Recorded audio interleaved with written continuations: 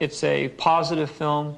It has heroes and villains, and that it essentially is a fun movie to watch. It's been a long time since people have been able to go to the movies and see a sort of straightforward, wholesome, fun adventure.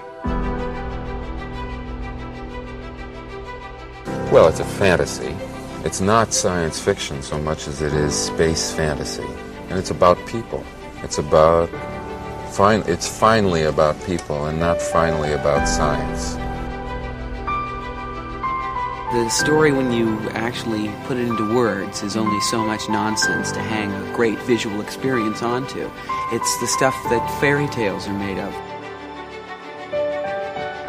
Sort of boiling down religion into a very basic concept. The fact that there is some deity or some power or some force that sort of controls our destiny works for good and also works for evil. Marvelous, healthy innocence. Great pace, wonderful to look at, full of guts, nothing unpleasant. I mean, people go bang bang and people fall over and are dead, but, no horrors. A sort of wonderful freshness about it, kind of like a wonderful fresh air.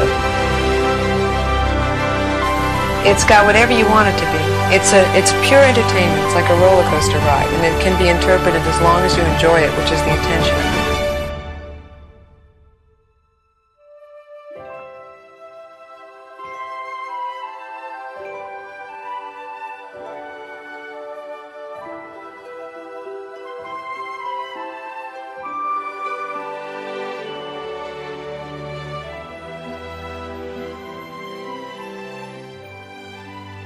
Hello, welcome back to Generation Skywalker for our latest show, where we're going to take a look at the book of Boba Fett. And we wanted to know which ones wanted to be in on tonight's show. So these are the people that were keen to do it. We've got Mark with us. Good evening, Mark. Good evening. We've got Craig with us. Good evening, Craig. Good evening. I've got Grant with me. Good evening, Grant. Wizard. I've got Jez with me. Good evening, Jez. Good evening. And I got Dan with us. Good evening, Dan. Good evening, everyone. Full house. This is the second time in recent weeks we've had a full house. We have had a full house before, haven't we? Twice before. Yeah. We say the beer show, and then we did the last Modern Way. I think we had a full house. Yeah. Well, lovely to see you all, boys. Although we have been churning out shows, it has been a little while since we recorded, so nice to get together. Now, what I will say to people listening, if you haven't watched the Book of Boba Fett and you are going to, big spoiler warnings. This show is probably going to be rammed with spoilers. Well, it is going to be rammed with spoilers, not likely. So either listen on and ruin it for yourself or go and watch the shows first.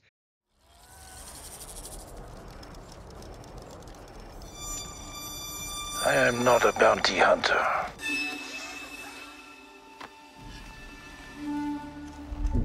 I've heard otherwise.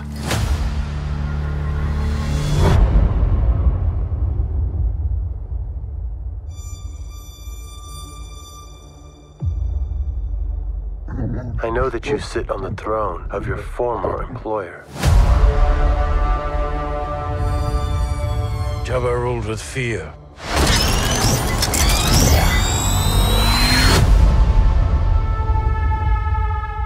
I intend to rule with respect.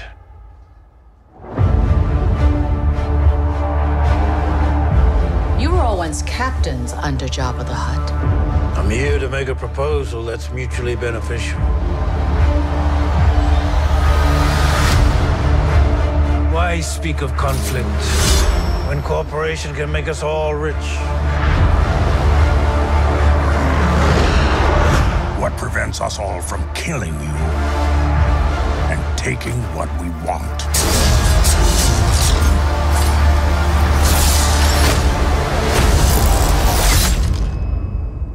If you had spoken such insolence to Jabba, he'd have fed you to his menagerie. Please, speak freely.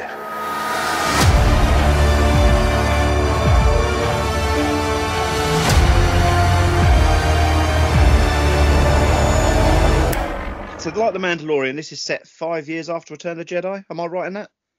Yep, absolutely. Yeah, it must be, because it's parallel with the Mando, right? Yeah. So what we're going to do is we're going to go through the show episode by episode, and we'll dissect each episode because we're introduced to old and new characters, creatures, locations. We've had some huge fan service. We've had nods to other movies, and ultimately we want to discuss the storyline. Also, whilst the show is running, Grant has been doing a poll on We Are Generation Skywalker. So it'd be great to get an understanding of what the Generation Skywalker community thought of each episode, Grant, where they sat it, because I know there was some real mixed reviews with the different episodes. So I'll call on you at the end of each episode to give that information. So, boys, straight away then, let's go into episode 1, Stranger in a Strange Land. The length of the shows was quite interesting to start with. This one was 38 minutes long. They've been really, really varied. First broadcast, 29th of December last year, and directed by Robert Rodriguez. So, Dan, can you just give us a quick overview of Stranger in a Strange Land? Yes, so it opens up with Boba in, I suppose, what we're going to call present time. He's in Jabba's palace. He's in the Bacta tank, and he's dreaming. We see flashes of his childhood. So we actually see Camino, and we see the Geonosis battle arena. Then it jumps to Boba Fett in the Sarlacc, and we finally get to see him escape the Sarlacc, get stripped of his armor by Jawas, captured by sand people and dragged through the desert. We start to see him forming a bond with the Tuskens, and then he fights a big beast in the sand. I don't think that's got a name, is it? It's just a four-legged creature with two arms.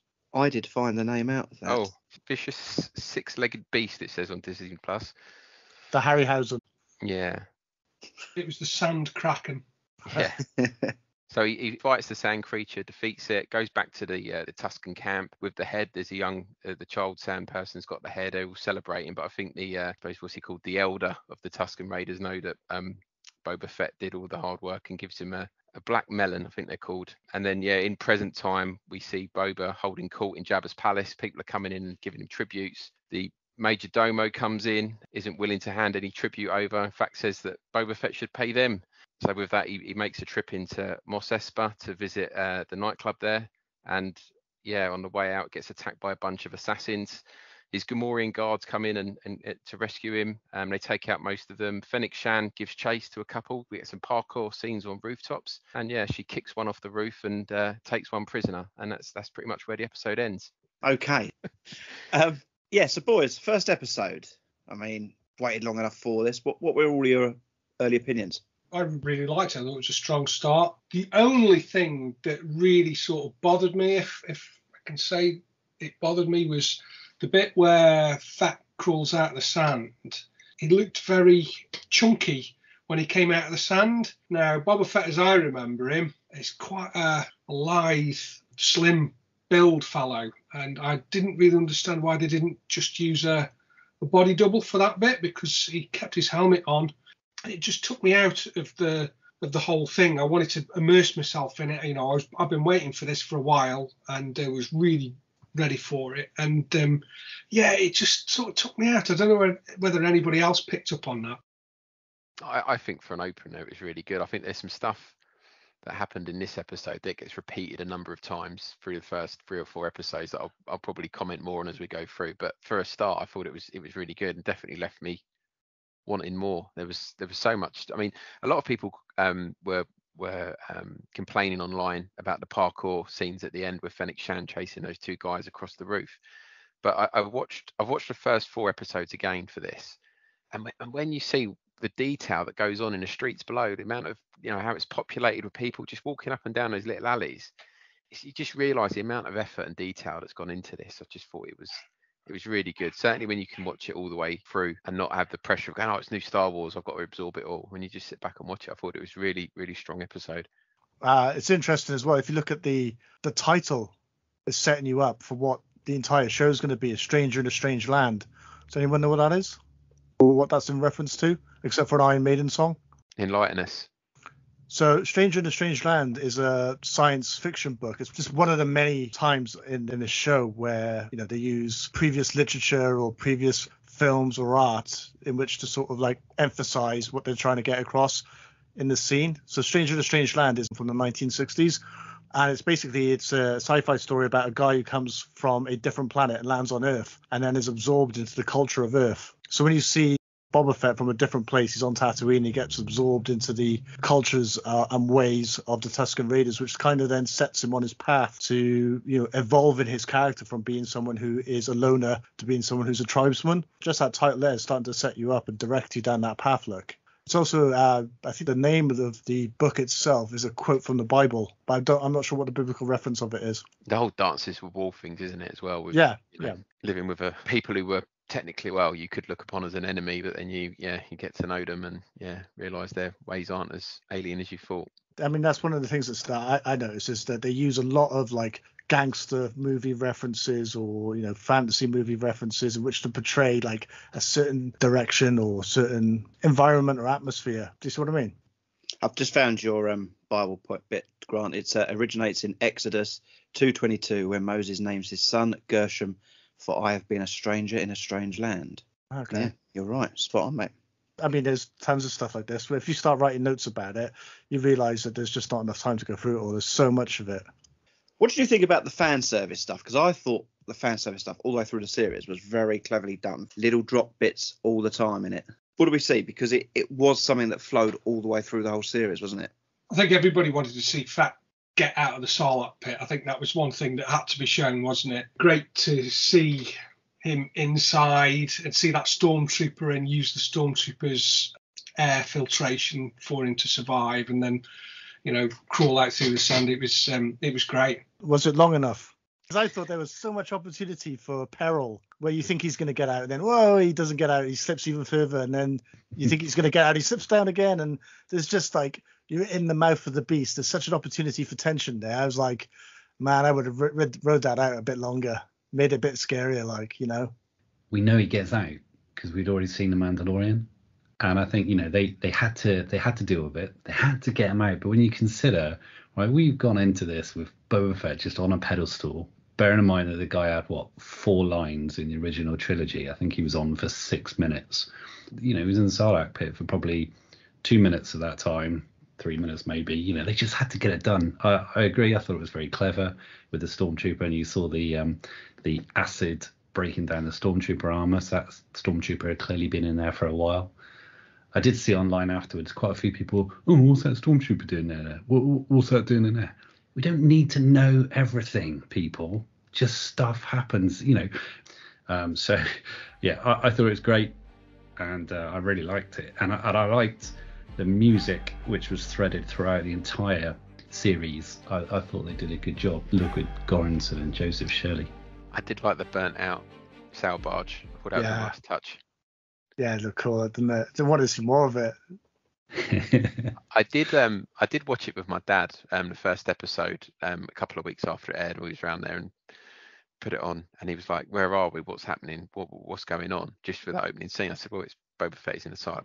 So I had to explain to him the whole Boba Fett, where with Han Solo. As soon as I said that, he was like, "Oh, right, okay." But I think for people who weren't, like us, who are kind of, drenched in this stuff, they could have done more probably to set that scene a bit more, to maybe, show, the sail barge battle from a different view. It would have been great to see, even from a distance, and then see Boba Fett fall into the pit and then, open it from there, sort of thing. So that would be, from a newbie point of view, or someone who's not as indoctrinated in Star Wars, they could have done a little bit of a better job, I think, of setting that up.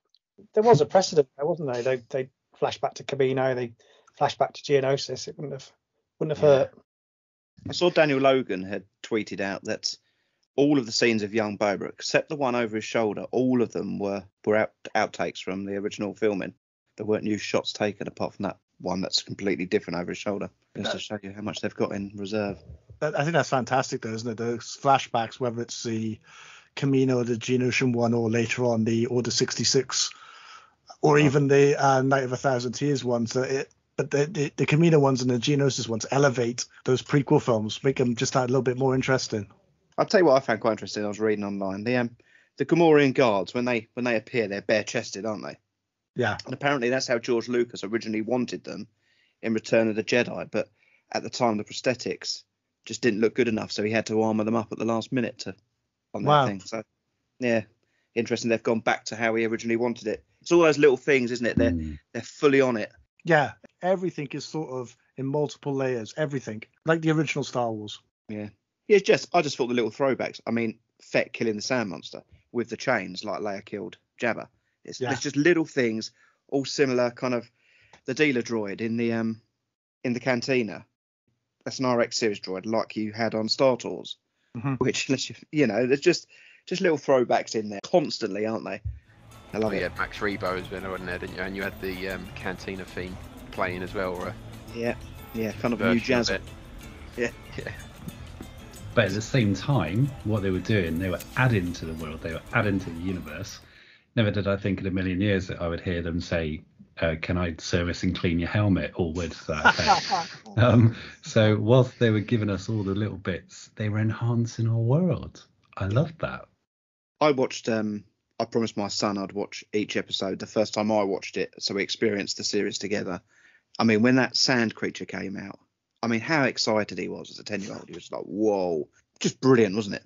That bit there alone, just. I think that was my favourite scene, that creature.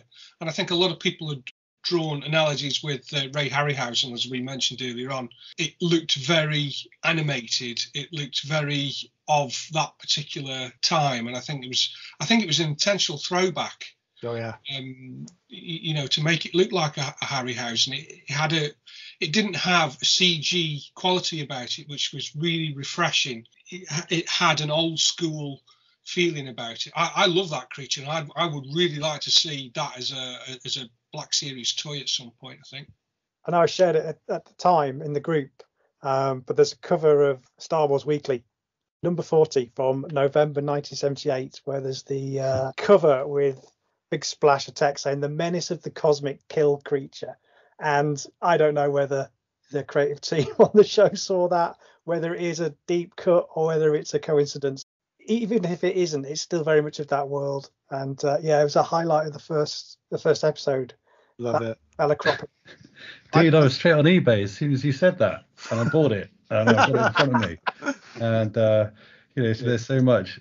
Actually, this series has inspired me to buy a few things. Not much, not really splashing the cash, but I was like, yeah, absolutely. So that picture is brilliant. And then as soon as you open the front cover, you've got Han Solo versus a gladiator. Really, really good. It can't be a coincidence. Just want to come to you, Grant, on this, because we're talking about sand creature. So I read somewhere that it was based on the Green Martians from the John Carter book series. I don't know the John Carter series, but I also read somewhere, Grant, you know this. I know you're like super involved in your old Star Wars computer games, but apparently that creature, so this is one for the enhanced Craig, is meant to be extremely similar to the spitter pillar that appeared on Tatooine aboard a sandcrawler in the Super Star Wars game in 1992. Do you know what I'm talking about? Highly possible, because the winged creature that wakes everyone up in Mos Espa is the first thing that attacks you in Super Star Wars, I think. So it's highly likely. Yeah, one to find out and put side by side there, Craig. Okay, so I think we all agreed. We all pretty much liked the first episode. I think the Sand Monster's getting a bit of love there.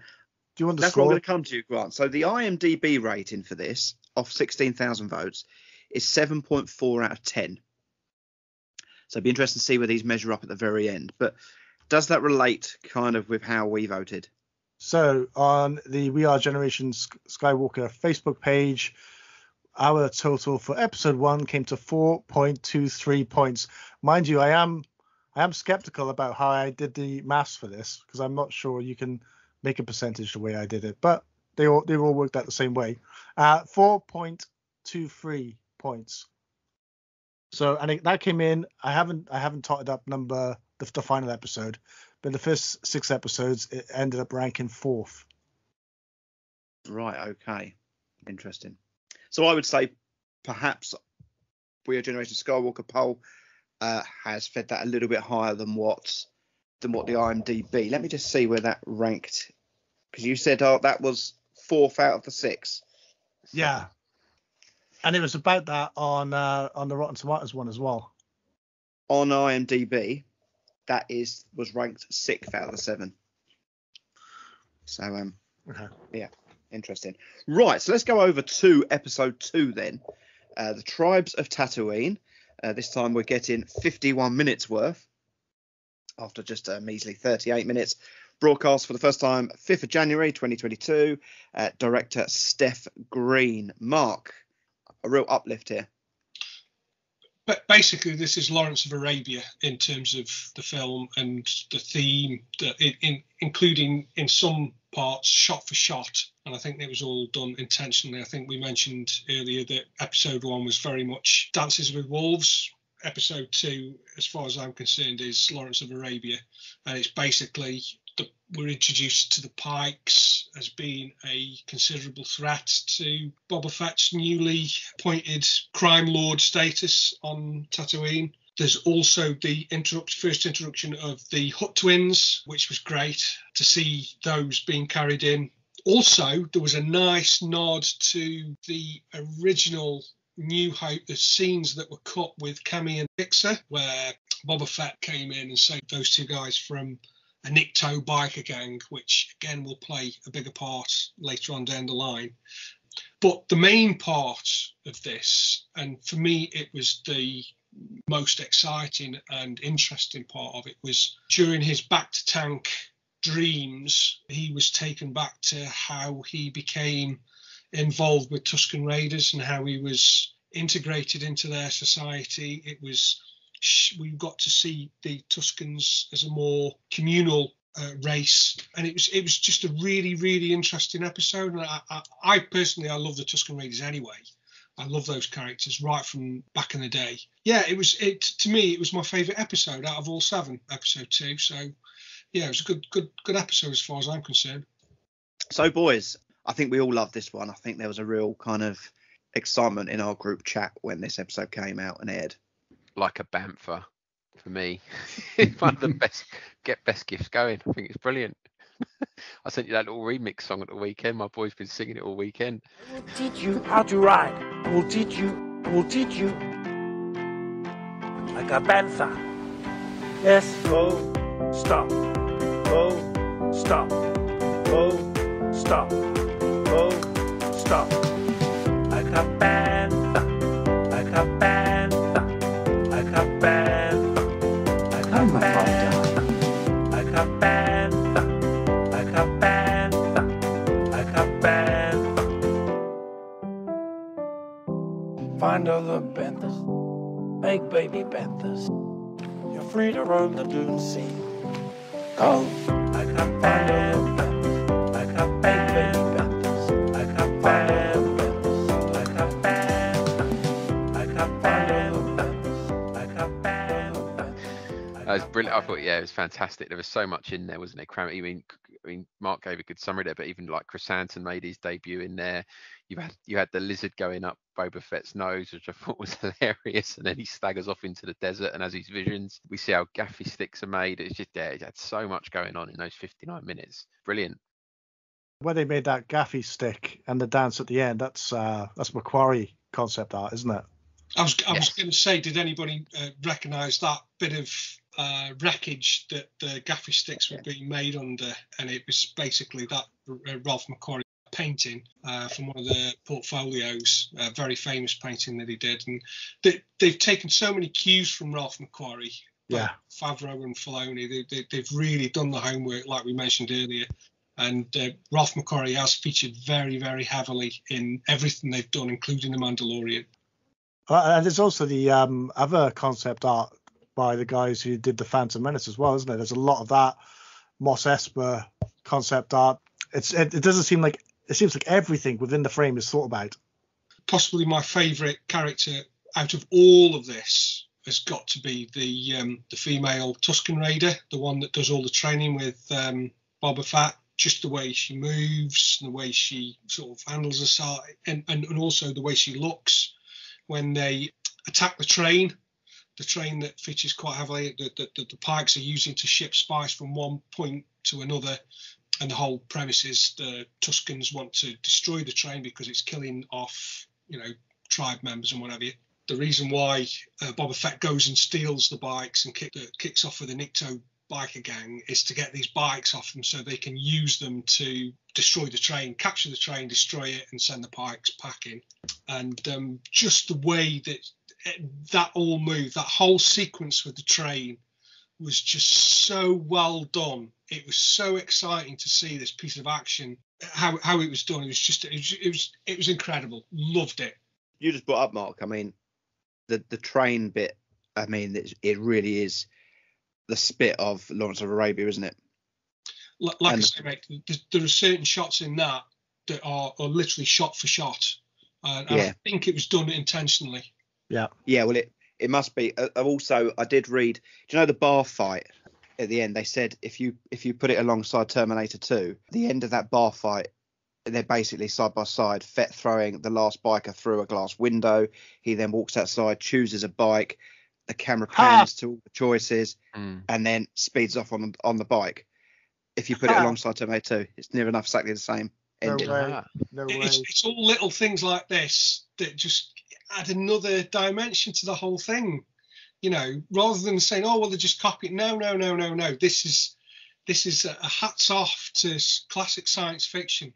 I thought the train scene was probably, you know, they do some big stuff at the end, but I just thought it was an excellent action scene. I mean, you look at the train scenes in like Solo or something like that. It was, for me, it was on a TV budget. It's amazing what they did. I thought it was brilliant. I think it's worth mentioning like the pace as well. By the end of episode 2, we've established Boba as the character we meet in The Mandalorian.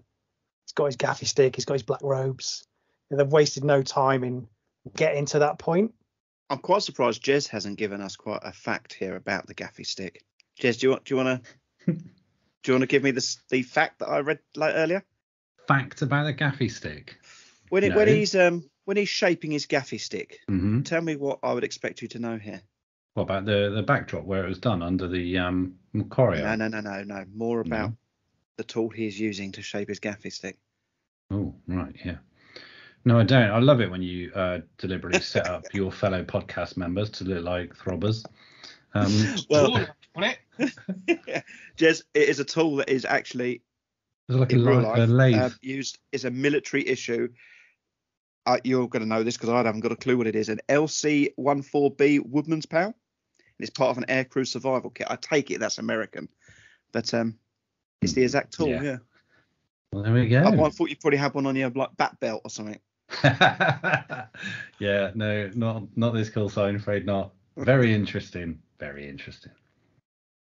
going to be difficult to find, isn't it, Craig, for the enhanced? I also found out quite interesting. So the journey that Boba Fett takes to find the branch from the tree actually goes back to something that George Lucas took inspiration from. Again, Grant, you're probably well read on this, from the teachings of Don Juan, and that book by Carlos Castaneda is where May the Force Be With You comes from. It's the same thing with the branch of the tree. I probably haven't said that very well, so maybe I'll record that bit when I'm on my own. No, that's fascinating. I love the train heist. You were chatting about that earlier on, and also when you were saying about the Tusken warrior, what was her name? It was Joanna Bennett. Joanna Bennett is the actress who played her. She was proper nails, but there was speculation about, maybe she's force sensitive, maybe she's a force user, because there were some sort of extraordinary skills going on, jumping off of bikes and everything like that. And that was pretty special. Great. That whole train scene, when you saw that train for the first time, you just weren't expecting it. Again, it wasn't like anything which we've seen in the Star Wars universe before. No, they made you think it was the Crate Dragon. The sound in the background, you thought it was a Crate Dragon, and you're like, we have to fight another Crate Dragon, or was it the same one they killed in Mando? Yeah. Craig, there was wasn't there a reference before, maybe in the turn of the century, where there was a Tusken Jedi?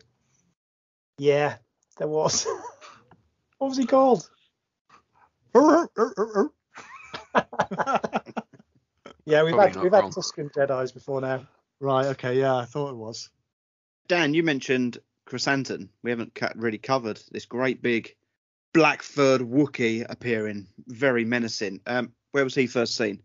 In a comic book. Quite recent, though, isn't it? Yeah, he's definitely like Disney era Star Wars. He's not kind of like from the Dark Horse series. But I'd never seen him. But I haven't kept up with the Disney era comics. And I wasn't aware of him. And so when I saw him, I thought, well, he looks cool. And then send you down that rabbit hole. It's a Darth Vader Darth comic, Vader isn't number it? one. Yeah, Darth Vader number 1, 2015. Yeah. And he's also in Doctor Afra. It's the first. I mean, obviously we saw a lot of Wookiees in Revenge of the Sith, but I think he's the. We saw him in Solo as well. But yeah, first kind of main character, or a focus character beyond Chewbacca as a Wookiee. I thought he was pretty good. The guy's eyes are brilliant. The guys who play him, it's like Peter Mayhew. He's got really. So that's his actual eyes, is it? Yeah. Because I couldn't work it out. I was like, is this like some kind of effect? Because I can't work out whether like I don't know, Cad Bane or I don't know what's CGI, what's prosthetics, and what's normal. There's an actor in it. I forget. Carrie Jones. That's it. Yeah, big guy. I mean, huge guy. But also, what they had is, if you watch it, the lowest camera angle you can possibly get. So I think you had an elevated camera angle behind him, sort of showing size looking down. Yeah. But then when you saw the camera in front of him, it was real low, sort of proper lower than a Jawa, giving him that elevation. He just look at Chewbacca. I think, it still looks like a bit scary, but kind of a little bit cuddly. No, there was nothing redeeming. There was nothing pleasant about this creature at all. He meant business. Brilliant. The Hutts. Who saw that one coming? Did not expect to see a couple of Hutts sitting outside on a great big wooden slat. A little quiz for you, okay? As the Hutts are leaving in that scene, the male Hutt utters the words Murishani.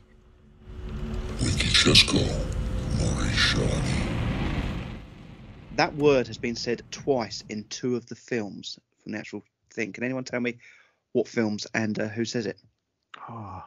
Return of the Jedi? It must be. Was it Phantom Menace then? No. 1 prequel, 1 OT film. Oh, good God. Yeah, New Hope. Yeah, New Hope. Who do you think says it? Greedo. It is Greedo. Murishani means bounty hunter. The other one, someone's last words just before they die, they say Murishani. Sam Wessel.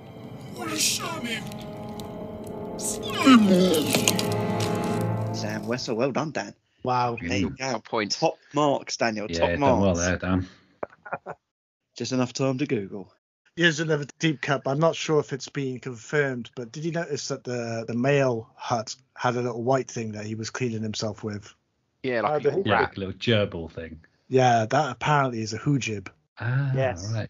I was like, wow, finally, after all these years, like, we've been waiting 35 years and we finally get a hoojib. 100%. It is it? Oh my God. I think so yeah, I mean, it's absolutely. And I quite like the gag was linking back to Jabba eating the frogs, and he's going to eat it any minute now, and he just sort of mops himself with it and puts it back. I love those twins, man. That for me, that was the best. I think in terms of criticisms, because I think I'm giving it a lot of love, I suppose, and it gets worse as the first 4 episodes go on. It does feel like there's this kind of triangular motion where he's going from Jabba's palace to the sanctuary to the mayor's office, back to the palace to the sanctuary to the mayor's office, and you only ever get around those 3 or 4 locations. And I'm kind of like, I wish you could see more of it. It's such a big city. You see it from like above, and it seems like this big crater of cliffs around it, and you just seem to float around these 2 or 3 locations. Just want to see more, but that's just the fan in me, I suppose. But that's the only criticism I think I've got so far of it. I must admit, I did wonder after the first 2 or 3 episodes whether the story was ever going to get going, because we had 7 episodes and we were like halfway through it, and I know we'd had the flashbacks, but the story hadn't really gone anywhere. It was difficult to kind of determine what was going on or where it was going. See, I felt that I could see where this was going right from the start, when he started having flashbacks with the Tusken Raiders. I envisioned episode 7 being the Tusken Raiders being the army that he needed right at the very end, instead of what we got. And I was so disappointed, but we'll leave that conversation till later. Do you know what? I Googled today the biggest complaint from Star Wars fans for each episode. Okay, this is how ridiculous the fandom can be. The biggest complaint for episode 2 was, if every time the train kept going past, they kept getting shot, why didn't the Tuskers just move their camp? That is like, well, that's the story of the episode. Incredible. Right, okay. So, but that means it's a really good episode, right? If that's all anyone's got to complain about.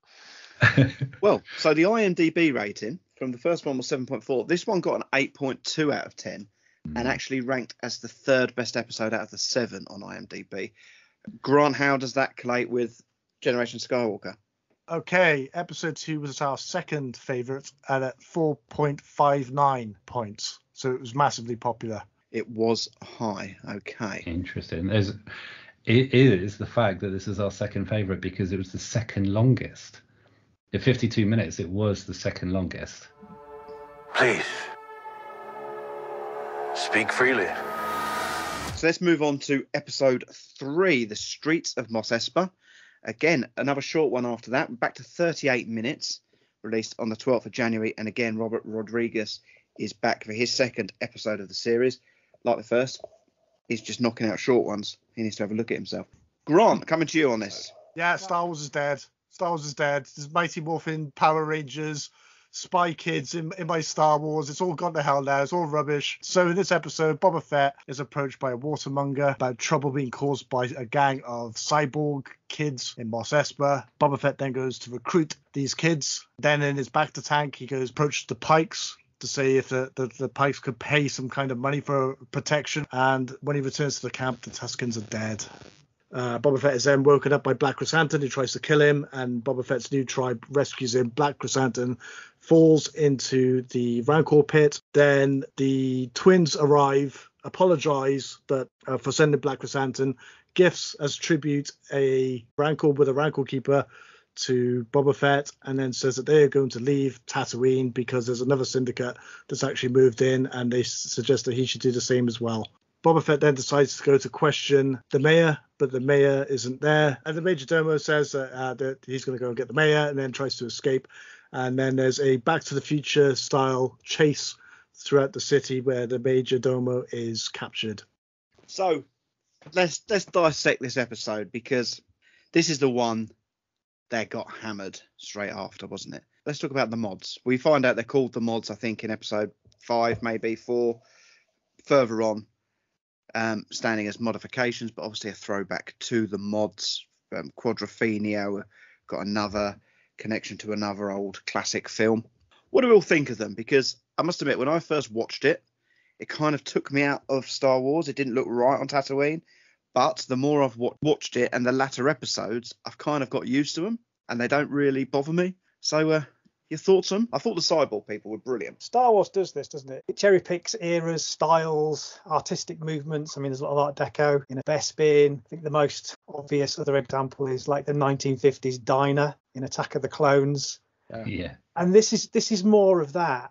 Although I don't think it was that deftly handled. It was kind of a lazy copy and paste almost. I mean, there's one of those guys, and I had to freeze frame it because his outfit looks like he's wearing a skinny tie.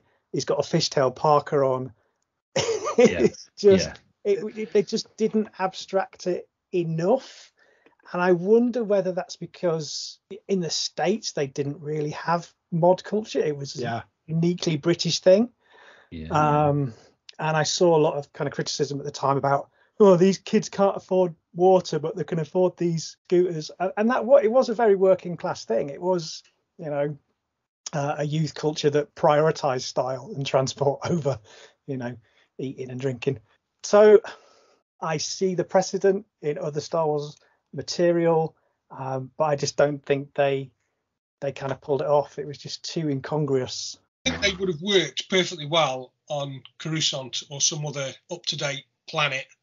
In Tatooine, their style and their bikes just jarred completely with the environment, and that was one of the things that bugged me, because when that water seller was saying, these kids, they enhance themselves with cybernetics, I was expecting sort of Mad Max crossed with Terminator kind of gang. I thought, these are going to be really cool, and but I have to say, as time went on, I kind of mellowed to them a bit. It's just one of those things, I guess. They definitely scored most points with a lot of stuff, but with these guys, I think they were just a bit misplaced. Yeah, you nailed it. My issue with them was, I love the idea that we're trying to introduce different styles and different times, etc. but it was the environment for me completely. Having lived in sort of sandy, deserty environments like that, they looked like they just got off a catwalk.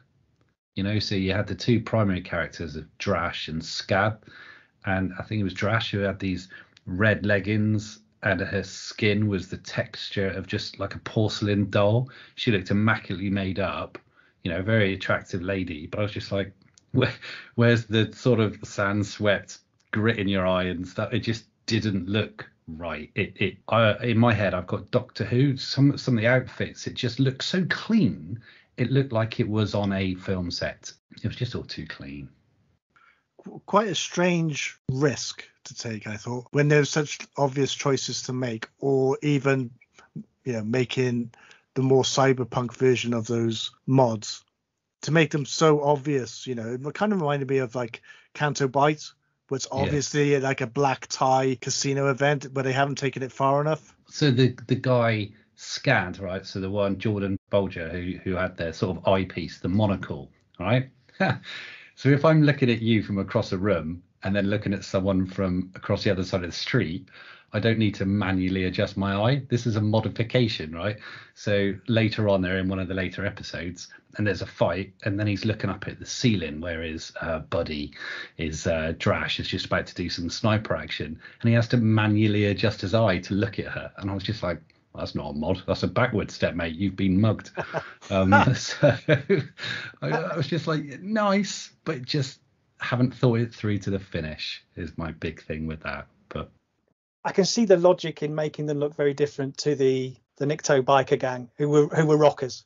We need some mods to go up against the rockers. I kind of get that. It's funny, isn't it? Because in Star Wars, British people are often the baddies, or just the ones everyone hates. Give us a break. It did feel, though, that it was the ammunition needed for people who set out from the offset to hate it. Quick question for you guys. So, obviously, and I think the problem with the mods is it undermines some really great stuff. Like seeing a Rancor was amazing. Seeing the twins was amazing. Do you think that the Tusken Raiders, because I think we're going to come back to this, Mark, do you think all those Tusken Raiders were killed? Because I think I've got a way out. I've got a way out for them. I really do hope so, because they're such a strong part of the show, and a cornerstone of Star Wars lore. So I'd like to see them back. I think that 3 gaffy sticks were thrown on the fire. I was on the fence whether or not the female fighter, whether she survived or not. But I think that after watching the final episode and not coming back in that final episode, I think she was toast. All three, the leader, the child, and the female Tusken, I think they all died. So here's a theory to get out of it, because I'm with Mark. I thought the Tuskens were going to be the army at the end, and they were going to sort of reestablish Fort Tusken in Jabba's palace. But none of the bikes that they stole were there. So I think they could have got away, because I never saw that. They would have made a big deal. They made a big deal of that female training Boba Fett, and they didn't show anything of it, not a hand, nothing.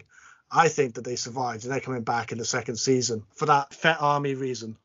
Do you think we're going to get a second season, though? I mean, Yes. I'm sure this is something we're going to chat about, but I don't know. Well, isn't there like a thing on Disney Plus where it says like season 1? Yeah. Or will it amalgamate with Mandalorian and become, because after season 3 of Mandalorian, they're saying that it's going to change into another show. So I'm wondering whether there's going to be a combination of the two, possibly. Ahsoka, isn't it? So possibly is that what it's turning into after season 3? Yeah, I think it's Ahsoka then. But you could have 2 episodes of the Book of Boba Fett in Ahsoka, because they set that precedent now, haven't they? It's like this is more like it's a shame they don't call it sort of like the Mandoverse, and then have chapter 1 named after the Mandalorian, chapter 2 the child, chapter 3 Book of Boba Fett, because I think that's really threw people. But we'll get to that, I guess. I think your bike point's a good theory. I think they would have made more of seeing that female Tusken's body, given that was the character they had the most connection with. Yeah. Also, the Back to the Future 1, Back to the Future 2 sort of chase through the streets of Mos Espa, which I was fine with, because I didn't know what was real and what wasn't, but that also got quite the kick in. But why? Do you know what? I think one of you boys said it on the chat. What a great way to see the streets of Mos Espa. When do we get to do that? When do you get it? The more you watch that, the more you'll see, because you're watching what's going on the first 2-3 times you watch that. But the more you watch it, you'll be looking around at exactly what characters are there and what they're doing and whatnot. I just, pause it, isn't it? Pause it and tell me what's real. Is it a miniature? Is it a set? Is it CGI? How high does the set go? What people are real? What people aren't? I mean, that's just one shot, and there's about 150 shots in this chase. It's just mind blowing. It did seem slow, but it was certainly faster than someone running. But it's through the streets. You can't be ripping it at 150 miles an hour. But then, to be fair, doable, is it? Fennec Shan did rip it a million miles an hour in episode 7. So right at the end, she got on her bike and she went really fast. But it's just, you can go fast. Quality of speeder. Yeah, exactly. You can go fast on a fast bike. These were mod Vespers. Well, you just alluded to it. Okay, the mods are the mods. No doubt they're going to pop back up again. But you just said, Grant, I mean, we saw the Rancor being delivered by the Hutts. I was quite disappointed that the Hutts were there and then they left. I thought they were going to go, but not actually have gone. On that, do you know why? Because the planet Tatooine isn't in Hutt space. And why the Pikes want it is because Kessel is on the other side of Hutt space. And the only way that they can get the spice out of Kessel and into the universe is by going through Hutt space. But Tatooine is outside it. So that's why the Jabba the Hutt held Tatooine, because they'd have to go through Tatooine if they wanted to avoid Hutt space. So I think the twins are going to come back. But that's really deep geeky stuff. I don't know where I got that from. It's very impressive. Thank you. You're welcome. I've got a YouTube account. But we get this Rancor delivered to them. Fantastic scenes. Danny Trejo, what a casting. Yeah. I was disappointed not to see him a little bit more. But I did read about him. Do you know Rodriguez, the director, when they were filming Desperado, they're both in Desperado, they found out that they were actually related. They were second cousins. And since then, Rodriguez puts him in nearly everything he produces. I mean, again, there's another little throwback I read, when he's talking about the Rancor and the Rancor imprints on the first human it sees. Yeah. That's a line straight out of Jurassic Park. That's why if you watch Jurassic Park, Hammond says in it, every time there's a birth of a dinosaur, he's the first one it lays eyes on to imprint. Another classic cult film series that it's related to. There's so many of them in there. And you understand why the Rancor Keeper cries in Jedi now. Exactly, yeah. Because I don't know if you guys ever read the book Tales from Jabba's Palace in 1995. It came out, and there's a story there with the Rancor Keeper and the Rancor and how he takes him out to feed in the desert of Tatooine. And I always remember reading it when I was like a young kid, thinking, how would that happen? That doesn't seem right to me. But then in this, you see how it happens. It makes sense, So I thought that was an amazing callback as well. They mentioned the Witches of Dathomir with the Rancor as well. Another throwback to a bit of literature. Craig, you can tell me which book that was first in? I think it's Princess Leia. There you go. Knew you'd know it. Yeah. So just constant little things, isn't it? Filoni and Favreau are so invested, aren't they? Yeah. So in this episode, Boba Fett says to the young crew, "Go and gather up your gack." You ever heard the word gack? When they were filming the original trilogy, among the crew members, gack was what the crew members called random bits of technology. That was their code word on set. It's just little things constantly. And there was a holiday special reference as well when, I think it's holiday special reference anyways, when Boba Fett says, "I've ridden beast 10 times." Yeah, very cool. So for an absolutely terrible episode that's destroyed Star Wars, it's pretty good, wasn't it? Really. I think it's just the little things that they throw in, and you don't pick them up straight away. They're so invested in it. I just think they love it. Do you know what I would have loved if it was them two that did the sequel trilogy? Yes. Were left in those hands. It kind of, when I was sitting watching one of these episodes, I was just sitting there thinking, what could have been with those, really? Do you know when Fett rides into Mos Eisley? I think he's going to see the Pike Syndicate at the time, and in the background, as he's going through there's a bloke spiking the stormtrooper helmets. He's actually forcing them onto the spikes if you look in the background. And if you go to season 1 of The Mandalorian, episode 5, they're the exact helmets on there with the same markings, apparently, that you can see the exact markings on those helmets, but they're already spiked at that point. It's just, do you know what I mean? Yeah. They've looked so much into it. It's just But one thing that was missing though was at no point did Boba Fett go, "Where the hell's the Empire?" And I thought, yeah, that's true. Yeah. Surely you would have walked in the Mos Eisley and thought, like, my God, they're taking the piss by hanging those, with those stormtroopers. They're going to feel the wrath of the Empire. But at no point does he go, "Hang on a minute, what happened to the Empire?" And I thought I would a 10-minute him and Din Djarin wandering around the desert outside Jabba's palace. That's the scene I wanted. Just 10 minutes of them going, "Oh yeah, the Empire got wiped out, yeah." And I think when he said, "I can learn to ride the Rancor," how excited did you just get in that episode? Just like, oh my God, we're going to see Boba Fett riding a Rancor. Okay, later on there was some criticism that he sort of rides the Rancor out of nowhere, but in that episode he goes, "We start tonight." Yeah. So he's probably on it all the time, like a 13-year-old with a PlayStation. Yeah. I think obviously these fans that keep complaining, Grant, are in the same boat as you. They want to see everything minute by minute and every conversation. Yeah. Yeah, doing it. The IMDb rating for this, actually, this is the lowest of the lot. It had it marked down at 6.3 out of 10, and it is the lowest of the episodes. Grant? It got hammered, 2.56 points, by far the worst reviewed. People not happy at all. Interesting. I think for me on that one, as well as the bikers, the fatigue of going from the same 3 locations, it's like, come on, go somewhere else. But we did get to see a bit more in the bike chase. But yeah, I didn't. I know we've sat there and you guys were saying, you could see loads. At the time when I watched it, I just felt, compared to what we'd seen the week before in the train chase, I just thought it was poorly executed in comparison to that. But when I have gone back and watched it again, you're quite right, Stu. There's tons to see. I noticed when I watched it yesterday, there was, when they crashed through one barrel, a load of mouse droids run out. Just small things like that you just wouldn't pick up the first time. You're trying to absorb it all, but there's tons going on there. Yeah. Right. Okay. Let's move on to episode 4 then. The Gathering Storm, 47 minutes this one, released on the 19th of January. Director Kevin Tancharan. Jez, can you give us a brief overview of this one? Do you know what? People might not think about it right now, but there was a lot going on in this episode. And if you were to play it back now, there's so many things which make sense then throughout the rest of the series.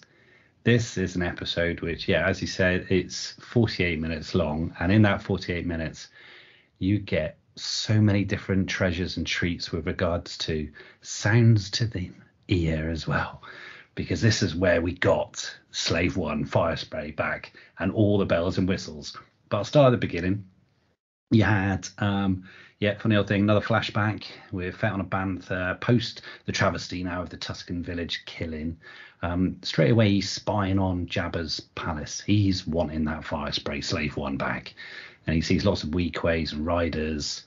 And then this is the one where it ties in nicely with The Mandalorian, episode 5, The Gunslinger, when he stumbles across Fennec Shand. So Fennec's just been sort of what appears to be mortally wounded in The Mandalorian, and he picks her up and then takes her off to the modifiers. So gets her fixed up, and there's a whole sort of montage, because everyone loves a montage, about her getting fixed up, and then they have a fireside chat.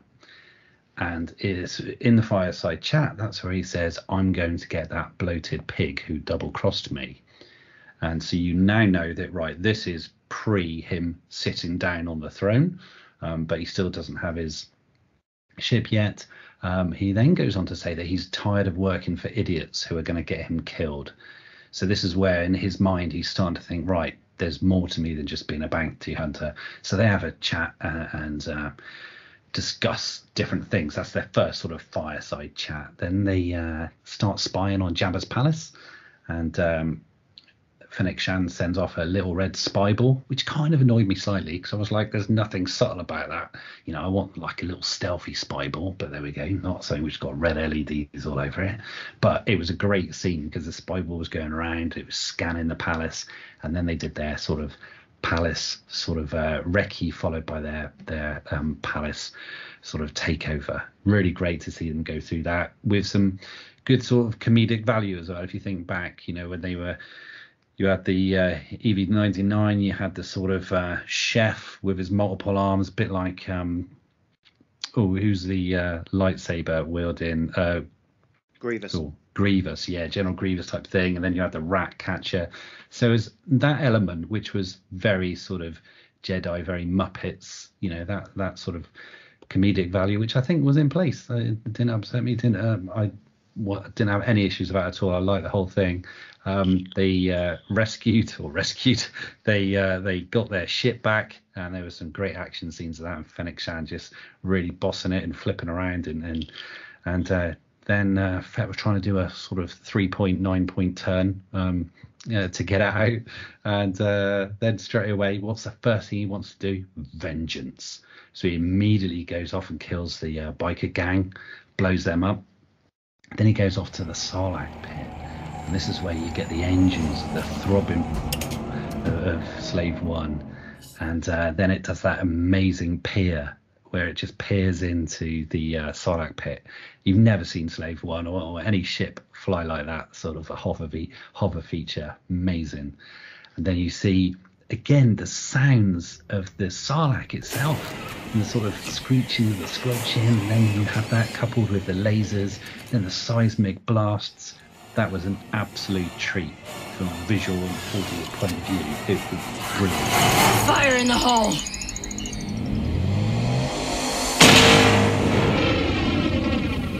Another fireside chat with Fennec, where Fett is talking about how he found his tribe and his tribe made him stronger, and she was like, no, it's made you weak. He's like, no, it's made me strong. Wakes up from that, and this is when we get it signposted that he's completely healed. The back to tank, sort of, the robot said, you're completely healed.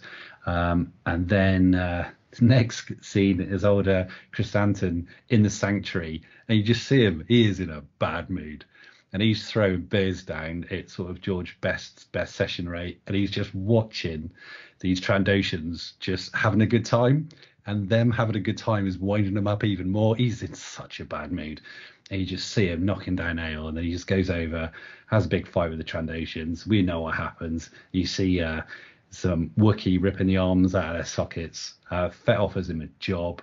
And then there's a scene with a dinner time with the Trandoshans, with the locals, with all of them, the Trandoshans and the Aquilishers, and just he's sort of saying, right, this is what I want you to do. They're not really up for it, but they just agreed to go neutral.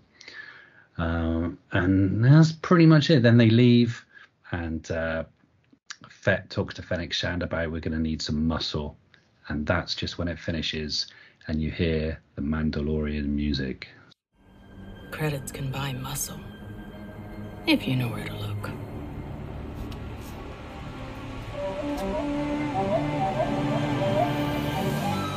So a real scene setting, slap bang in the middle, but there's so much information coming out of that now that if you watched it back, you'd be like, oh yeah, of course.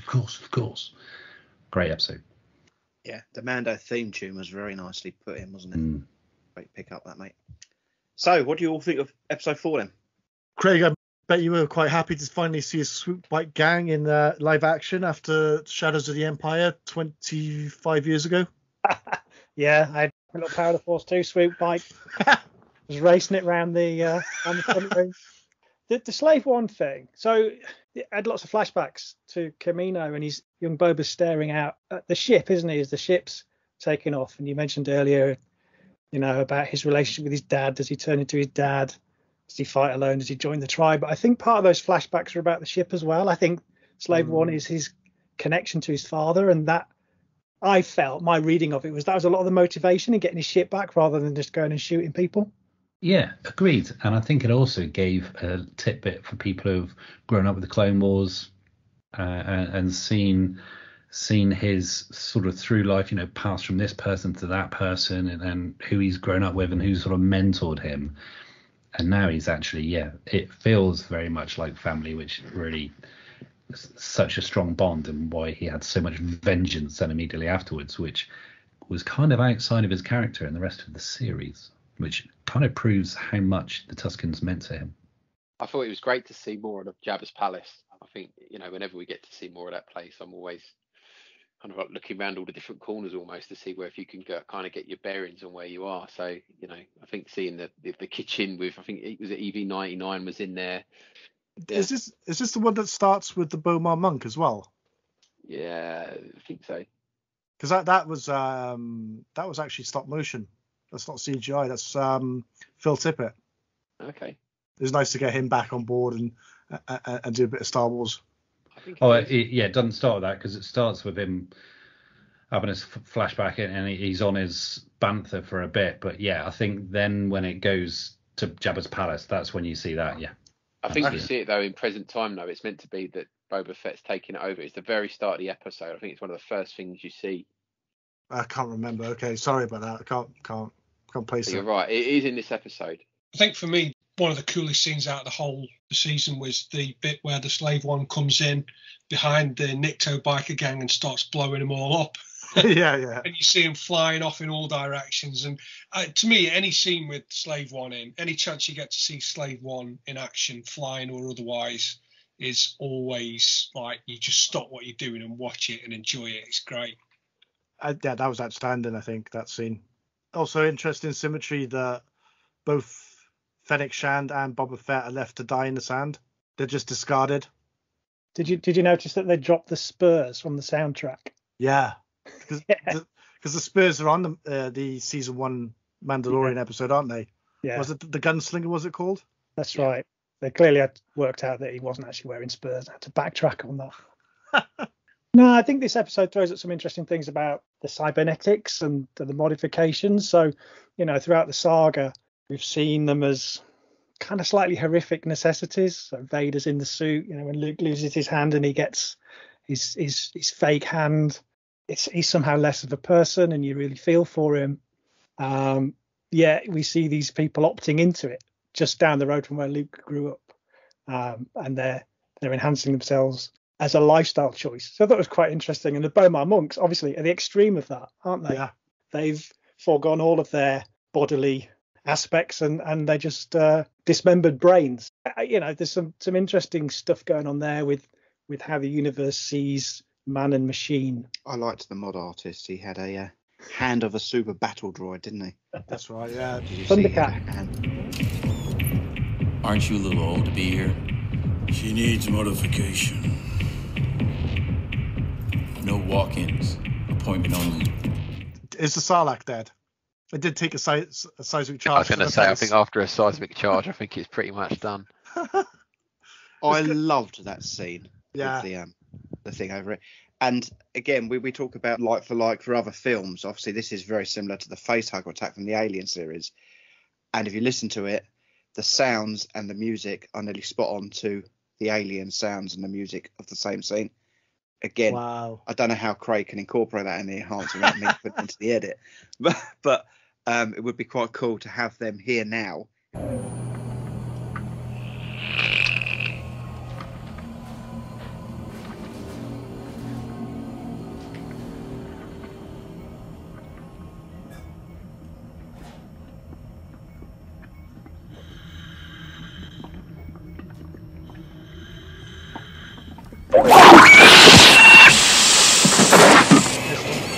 Yeah, I think the way the beak came out on the Sarlacc as well, because it was, obviously we're used to the original version where there was no beak and it was just a hole, and then obviously it got added in. This showed the beak coming out of the hole, which I thought was quite a.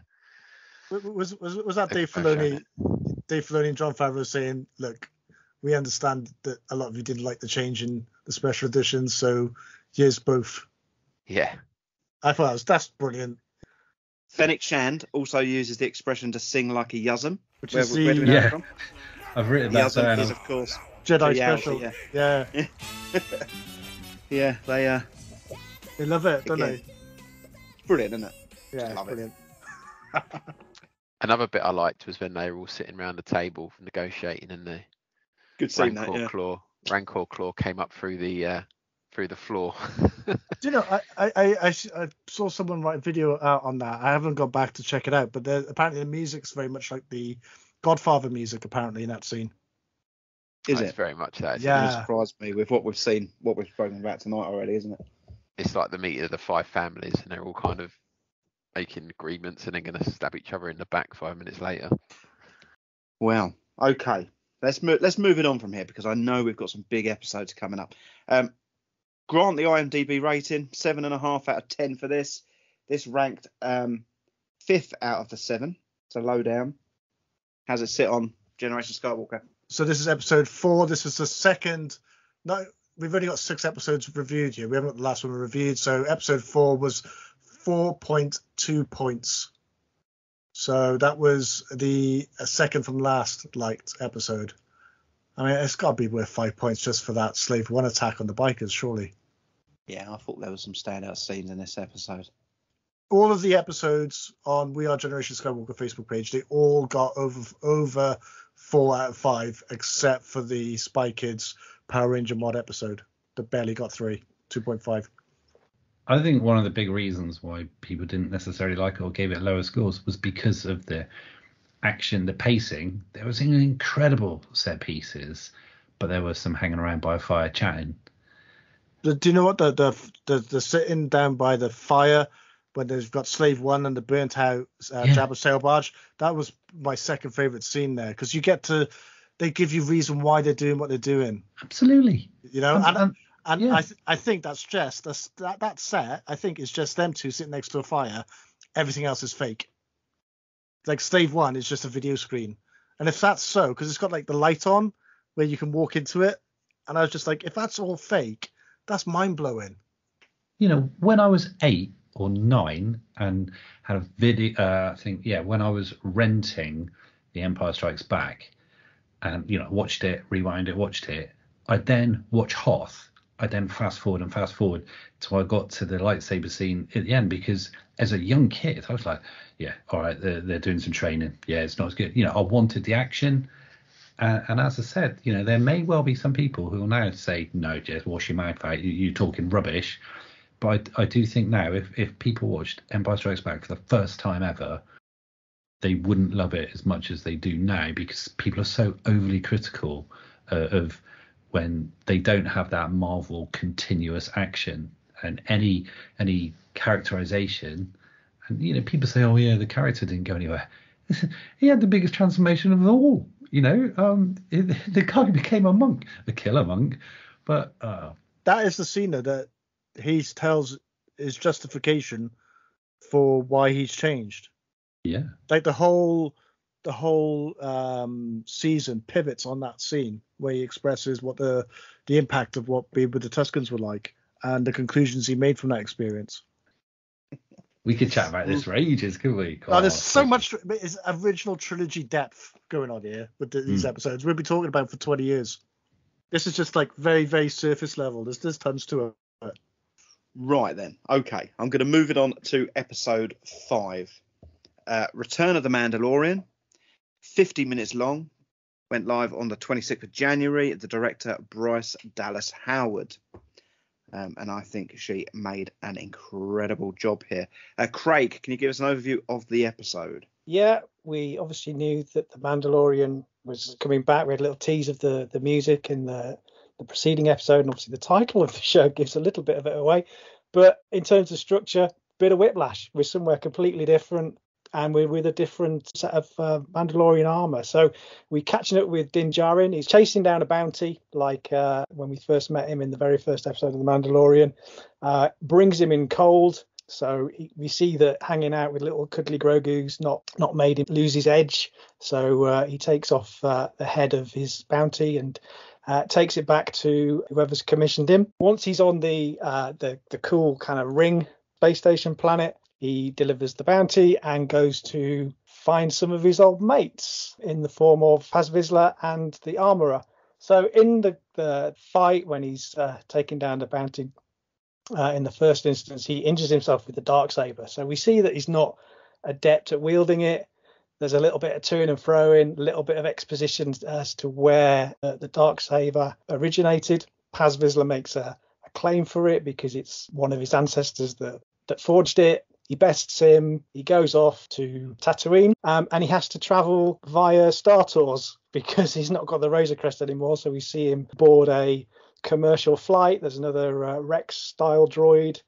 He has to give up his armory and put it in a secure locker while he's flying. So we see him somewhat emancipated and sort of a different type of Mandalorian.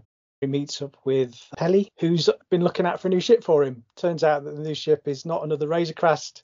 It is a Naboo starfighter that we first see in episode 1. And they strip it down in a proper Grease Lightning style montage. They soup it up. He takes it for a spin. He has a run-in with a couple of the X-Wing dudes from The Mandalorian. And he's all set. He's got his new ship. Fennec Shand turns up, does she? Yeah. So Fennec Shand turns up and says that she needs his help, or that Boba needs his help. And he says, yeah, I'm in, but first I'm just going to go and see an old friend. Really hard, these synopses. Yeah. Not Brett. It is, isn't it? I'm back in English literature and the teacher just made me stand up. yeah, that's exactly it, isn't it? Brett, where did we get to last week? Well, I mean, so we've got a Boba Fett series without Boba Fett in it, even for a second.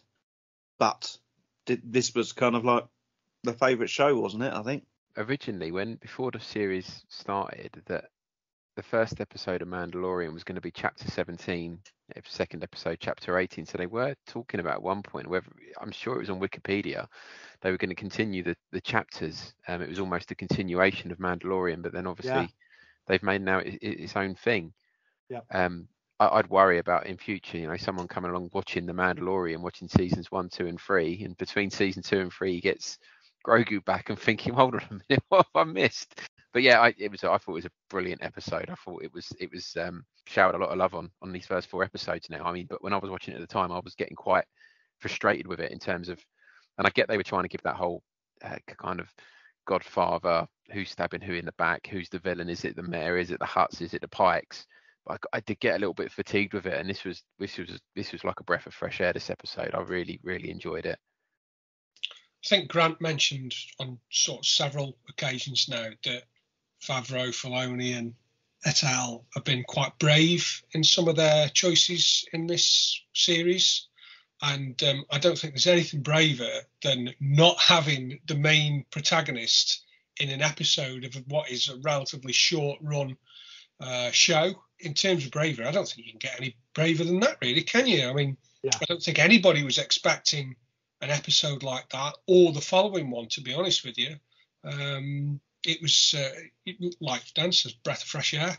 The criticism was that people were saying that they didn't have enough story for Boba Fett, and I didn't read it like that at all. I read it like how confident these guys that they could actually do that they are confident in their ability to jump from story to story and take those risks. I mean, I can't think of another show that's done it. You've got a character like Mandalorian who's got his own ongoing series that all of a sudden jumps into someone else's series and gets given, technically 2 full episodes. Yeah. And it's just I can't think of another example where they've done it. You have crossovers sometimes, and you might have a flashback episode where you might see another character's, backstory. But to see it kind of jump into the continuity like this is, I can't think of another example where they've done it anywhere ever. You're a Holby City fan, aren't you, mate? Isn't Holby City and Casualty quite closely intertwined? You don't have a whole episode of Casualty with Holby City. I'm pretty sure I'm right there. There's Bryce Dallas Howard as well. What an incredible job that she's done again after doing the episode that introduced Bo-Katan in Mandalorian season 2. But there's a shot in this episode which I think is the future of cinema, and it's completely blown my mind. So what you've got is a single shot of the Mandalorian carrying the head. He goes into the lift. He then takes the head. He drops it on the table. He leaves, goes back into the lift, goes back down, and leaves. That's all done in one shot. The thing is the lift doesn't exist, and the furniture doesn't exist. So what they would have done is they would have had to film this in a single shot in 3D. So the only thing that's moving is the screens and the volume. So they would have had to have moved set dressing that was there on the bottom floor. When the camera goes up and he goes up in the lift, they would have had to remove that set dressing and added new set dressing for the camera to come out of the lift with him to circle around the Ishi Tib that was paying him for the head that needs to go on ice to go back into the lift. So they're filming in almost like a 3-dimension here, almost like a theater. Do you see what I mean? Yeah, they would have had to have been proactively moving set dressing and sets around, and you get the impression that he's walked into a lift and gone up. He hasn't gone anywhere. He's just walked into a box. The screen's gone up and changed the environment. That to me is whole new level of filmmaking concept. I really hope we get gallery episodes that show all of that. Yeah, I mean, anyone else? I mean, that blew my mind completely. I thought that was incredible. I didn't know that until you just said it. I didn't even realise. Watch it again. Watch it again. Right, it's one shot. Grant, you've clearly watched this particular scene a lot. Now, when he goes in that lift, around about minute 7:20 seconds in, something like 7 minutes 20 in, he stands next to an alien, and that alien sort of looks at him, looks down at the bag, and when he looks over, the alien sort of straightens his head, his face. That alien's proportions of the face, it's the stormtroopers from the sequels. That I tell you, I know it's weird. I'll have to take a photograph and sort of send it to you guys. But the way in which they've designed this alien's face, it almost looks like the duck elements of the stormtroopers you see in episodes 7, 8, and 9. As soon as I saw that, and every time I see it, I'm like, they're giving a chuck up to the stormtroopers. Go looking forward to that one, Craig. That's going to be a great transition. I think weren't those aliens in The Force Awakens? Yes, they were. I think they were at Baz's. Yeah. But there's another bit around about that time as well. He goes into that sort of little club, the worst disco dancing ever. Right? I've seen it a couple of times, and every time I see it, there's one guy in particular. I'm like, oh, dude, just. You're never going to pull someone with those moves. It's just the most horrific dad dancing, and but if that's my biggest criticism of this TV show, they've done well, but all for disco dancing. You know, when they film those scenes, there's no music. You know, they had that in afterwards. It's very hard. Here's a fun fact. I was an extra in 24-Hour Party People, and I was in the Hacienda scenes. They play the music, you get the rhythm. They turn the music off and you have to dance with no music. Right, can we have that in the enhanced bit? I want to see you on that, Craig. So let's talk about. I think one of the best things in this episode was the fact that he's getting a new vehicle or a new fighter, starship, whatever you want to call it. He's got an Naboo starfighter, a real throwback to episode 1. Okay, everyone must have been extremely excited by this, and lots and lots and lots of little throwbacks. When he takes it for the test ride, he ends up going on the Bunta Eve racetrack, and I don't know if you all noticed, the service ramp that Sir Bulba forces Anakin up, still broken, laying on the floor, little things like that, little touches, superb. Happy with the choice of ship? I mean, who's looking forward to the next HasLab project?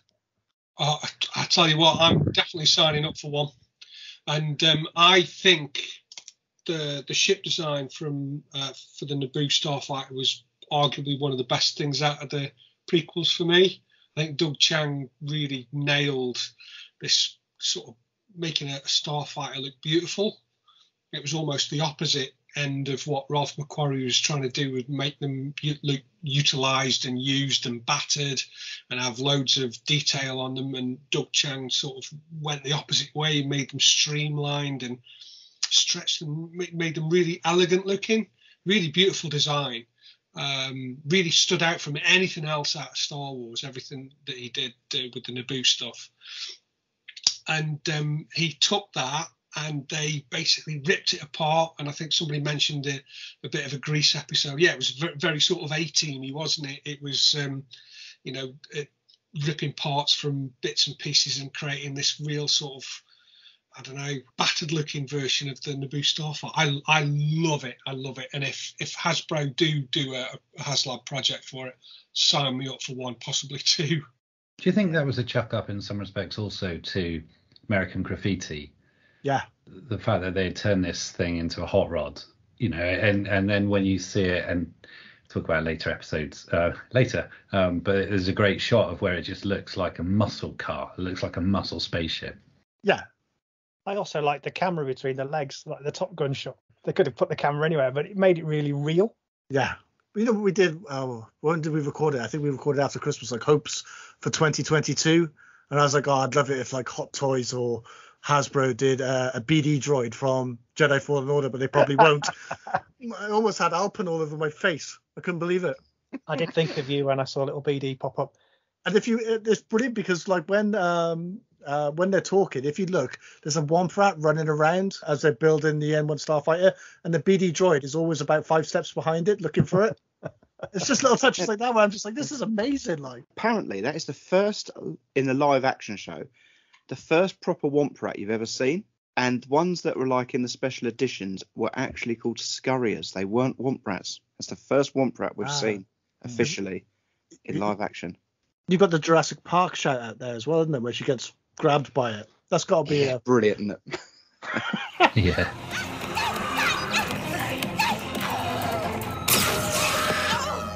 Yeah, the whole scene when Mandalore's being destroyed. Oh wow. Very Judgment Day, isn't it? Terminator 2.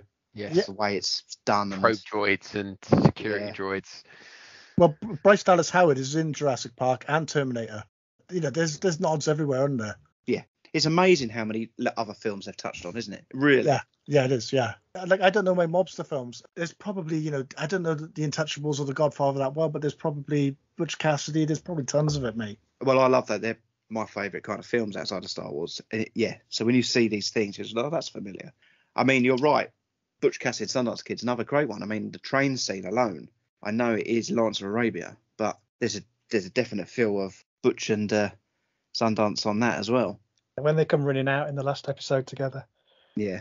Do you know, the sad thing is, Craig, right? I loved that film growing up. And then I did a bit of research on Butch Cassidy and Sundance Kid. And so they both died of old age. They didn't die like that. Oh. Real disappointing that you got these outlaws. And actually, if you read about them, they're both like in their 80s, probably in some like senile home together with blankets on their laps. And wasn't the best line in the whole series when Din's sitting there and goes, "Wizard." I mean, yeah. Well, actually, you mentioned the Bunter Eve piece, but didn't you think the Point Day engine on that ship sounded like a pod racer as well? Yeah. When it started, and I think it goes to show that the effects of that on the Mandalorian TV show were phenomenal. But it goes to show how good the effects were on Phantom Menace 22 years ago. Yeah.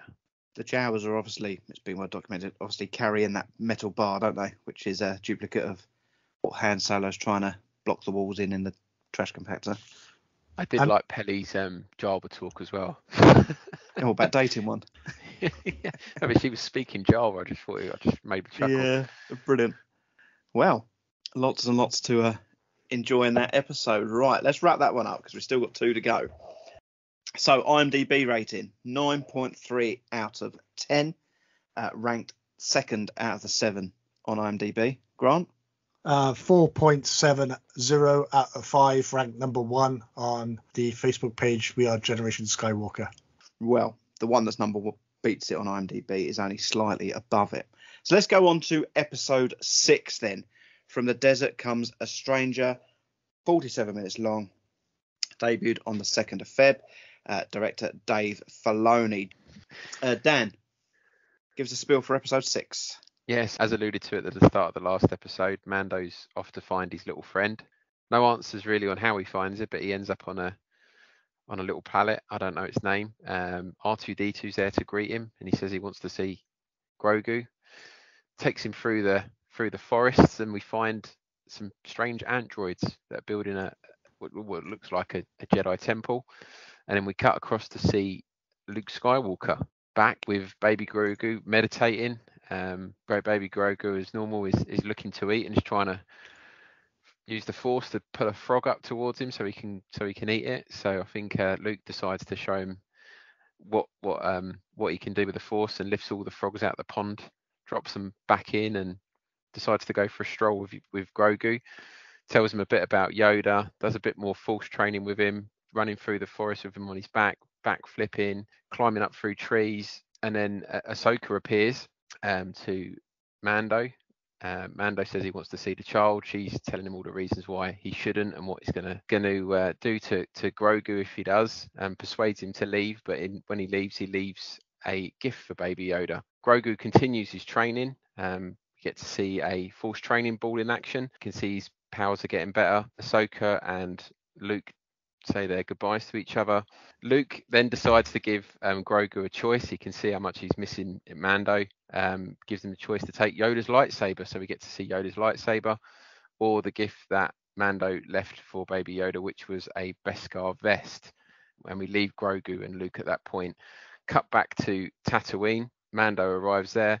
He's having a briefing with Boba Fett, and I think Cassandra's there, the Mod Gang, Fennec Shang, and they're coming up with a battle plan. Turns out they need more troops. We get Mando puts his hand up and says that he thinks he can gather an army. He goes to Mos Peleo to speak to Cobb Vanth. Talks to Cobb Vanth, his uncertainty about whether he's going to join his town are going to join the ranks. So Mando leaves uncertain of whether he secured their help or not. And then out of the desert, a silhouette appears, and it turns out to be Cad Bane. Tries to persuade Cobb Vanth not to get involved. And unfortunately, they have a shootout, and Cobb Vanth is shot as well as his deputy, and the episode ends there. Well, let's start at the end of this one. I mean, the good, the bad, and the ugly. Yeah, that's what it is. You've got Cobb Vanth as Clint Eastwood, Cad Bane as Lee Van Cleef. What such a famous scene, such a great western. I mean, the whole thing. Cad Bane as a live action character blew me away. Easily one of my favourite things about the whole show. I've said it before, I'll say it again, that we need to see him in his own show. I think there's definitely some kind of show there following that character on some kind of adventure, because he is it's just amazing. Really evil looking character, really evil looking alien. Every time he opens his mouth, you just stop dead and you've got to listen to what he's saying. You just can't take your eyes off him. He's Clint Eastwood turned up to 11. He's fantastic. Mark, can I ask you, did you watch Clone Wars? No, but Zach, my son, has, and he keeps saying that you need to watch the Clone Wars. So we sort of slowly going through the episodes right now. Right. Okay. And again, watching it with Zach, somebody who knows far more about the expanded universe than I ever will. He knows about Rebels and Clone Wars and comics and stuff like that. He's so genned up on it, and to see his reaction was just amazing. It was just great. Brilliant. But you didn't know much about Cad Bane yourself? No, nothing. And this is where when they've got a brilliant character, because people like Zach would have absolutely been loving it and cheering it, but you didn't need to know this person's backstory. You didn't need to know any of the animated TV series to know the way they had shot it. As you said, good, bad, the ugly, on the horizon with it all coming in, the music. You knew that you were in the presence of another baddie. I'd only seen him in Bad Batch. Right. An episode with him in Bad Batch. So I had an idea of who he was and what his backstory was. Zach sort of filled me in a bit. But to see him live action like that is another dimension. It takes it to another dimension. Watch the episode Holocron Heist. That's excellent. But I think that character for us seeing Boba Fett in Mando a couple of years ago, how exciting that was. That for Clone Wars fans is massive, and this is how they're bringing in all the fans. They've had Ahsoka last season. Now they've got Cad Bane. Who's going to be next? Are we going to see a Hondo or someone like that? Are they going to bring more of these characters in? But that's what's drawing in some of these younger fans. Yeah, there was some criticism, wasn't there, with him? Because not everyone's going to be happy. What was the criticism of Cad Bane? I think it was the face, wasn't it, or his teeth, or something. Yeah, no, his face is supposed to be a bit longer. His face is also a bit darker blue. Was that CG or was it a mask? I can't decide. I have absolutely no idea, mate. I don't know what's real and what's not in this thing at all. Zero chance. I'm not even sure if there's a combination of both. I don't know. But the thing is, right, this is what gets me when people are like, oh no, Ahsoka didn't look like Ahsoka that we know. And we never said that when Clone Wars started and they put Anakin on. And they put Obi-Wan. Obi-Wan looks nothing like Ewan McGregor or Sir Alec Guinness. In the Clone Wars, no one was kicking off then. And they have different stylizations, don't they, on animation? So things, yes, of course things are going to be different. Now, Cad Bane, his species is a Duros, right? Green skin, blue skin humanoid who you first see in A New Hope. You see one of his fellow species in the cantina with the same skin tone, with the same colour. And there was another one I saw. Oh, the hat rim was the wrong size. The hat's too different. I mean, crumbs. I didn't ever see the costume which you see Obi-Wan Kenobi wearing all the time in Clone Wars. I didn't see him wearing those in the prequels.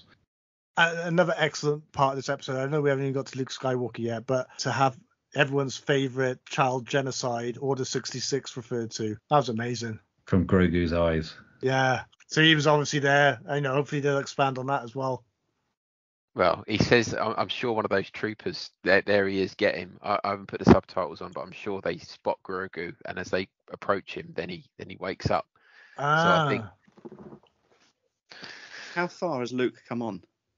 How far? Not Luke come on. How far has that technology come on from when we first saw Leia in Rogue One? And it's incredible, isn't it? What they can do. Because of this, I think I might be able to get some closure on The Last Jedi finally. Joking aside, I think that's what they're trying to do. I think that's what they're trying to do. Because they're definitely building him towards that prequel Luke. I don't think, I mean, people talk about, they're going to get rid of the sequels and ignore them. I think they're going to try and, Dave Filoni's going to try and justify some of it. Yeah.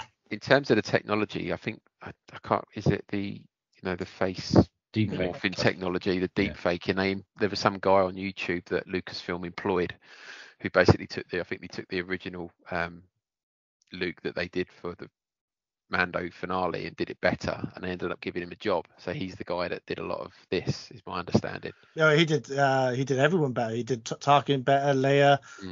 He put Harrison Ford in the Solo film. It's all fantastic, and it was Luke. But how good is that? Is Lucasfilm to go, do you know what? There's someone out there who can do it better. Let's bring him in and give him a job. Yeah, well done. It's the first time I've watched one of those recreations not through my fingers. It's like, oh, here we go. I was watching it, and after like 2 minutes, I was just watching Luke. I wasn't even thinking about it.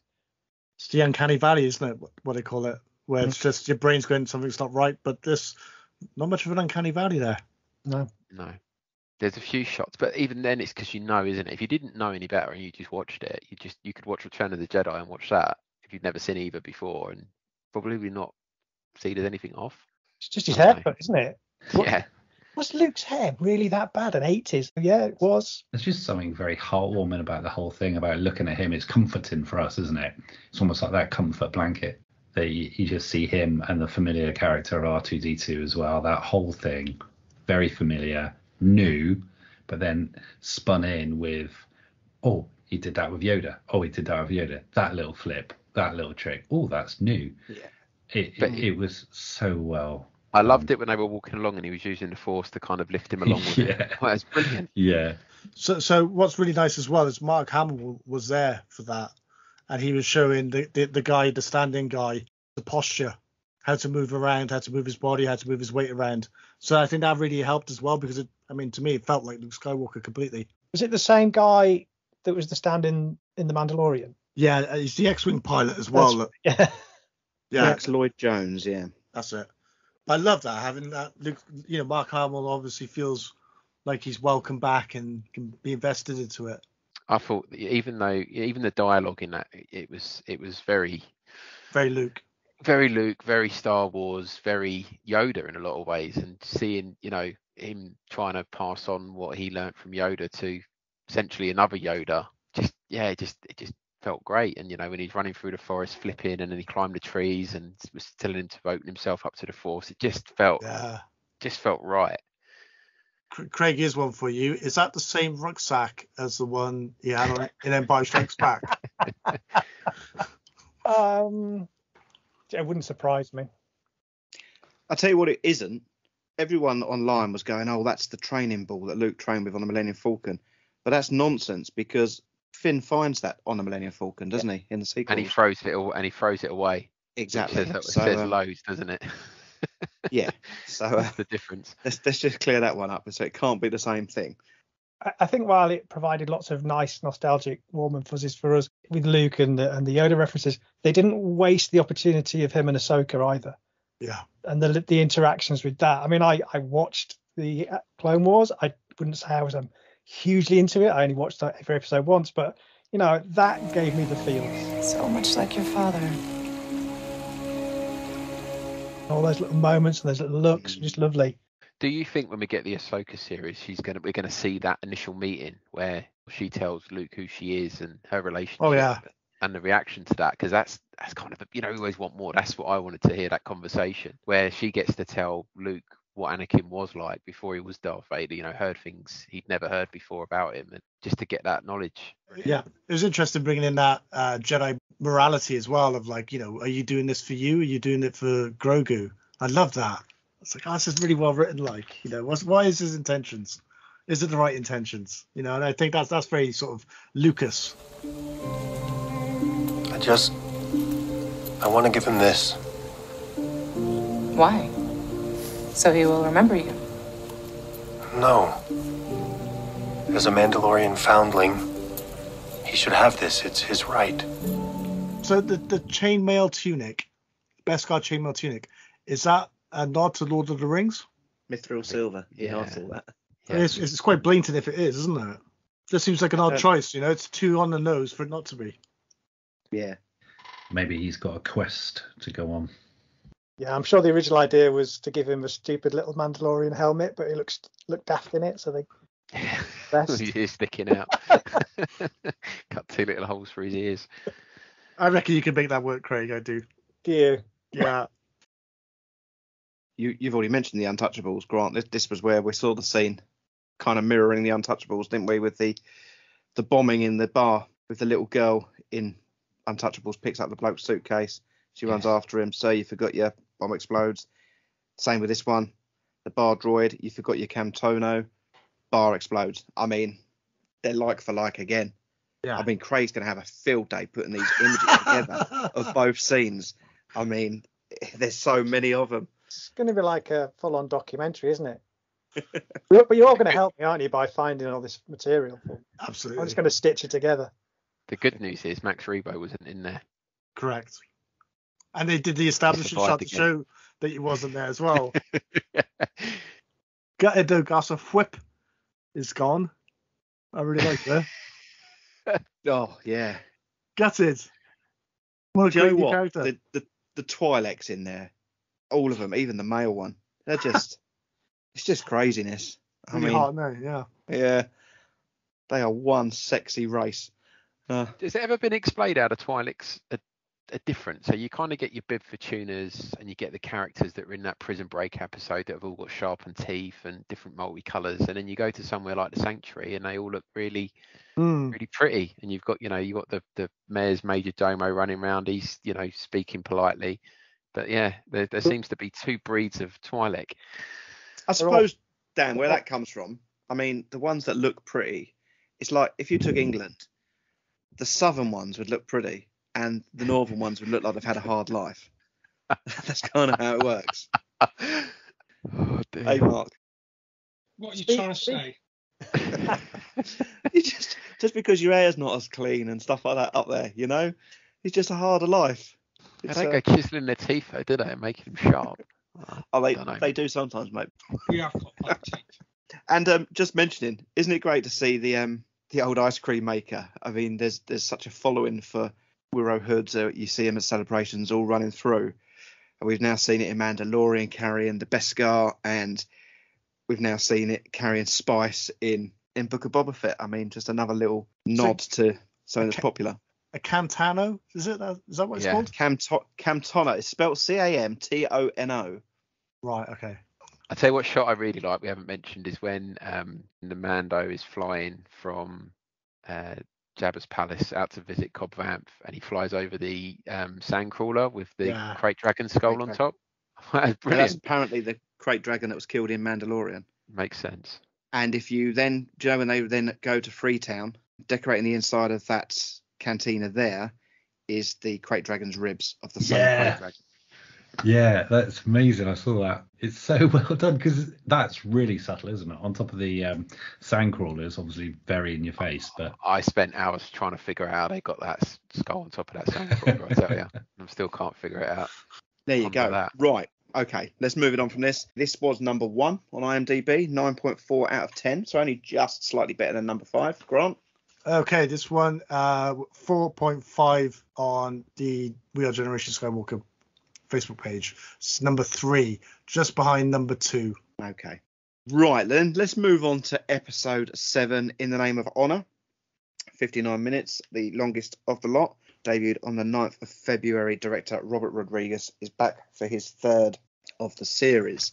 Grant, can you give us a little overview? Yeah, wizard. So R2-D2 is flying Grogu back to Tatooine, to Motto's hangar. Boba Fett and his entourage decide to remain in the sanctuary that got destroyed in the episode before as a symbol to the people of Mos Espa that they were going to try their best to protect them against the onslaught of the Pikes. They have a run-in initially with Cad Bane. Boba Fett's lot are all dotted around the city. They get betrayed by the Trandoshans and all of the other crime families leaders at the same time, and then they are in a street war with the Pikes.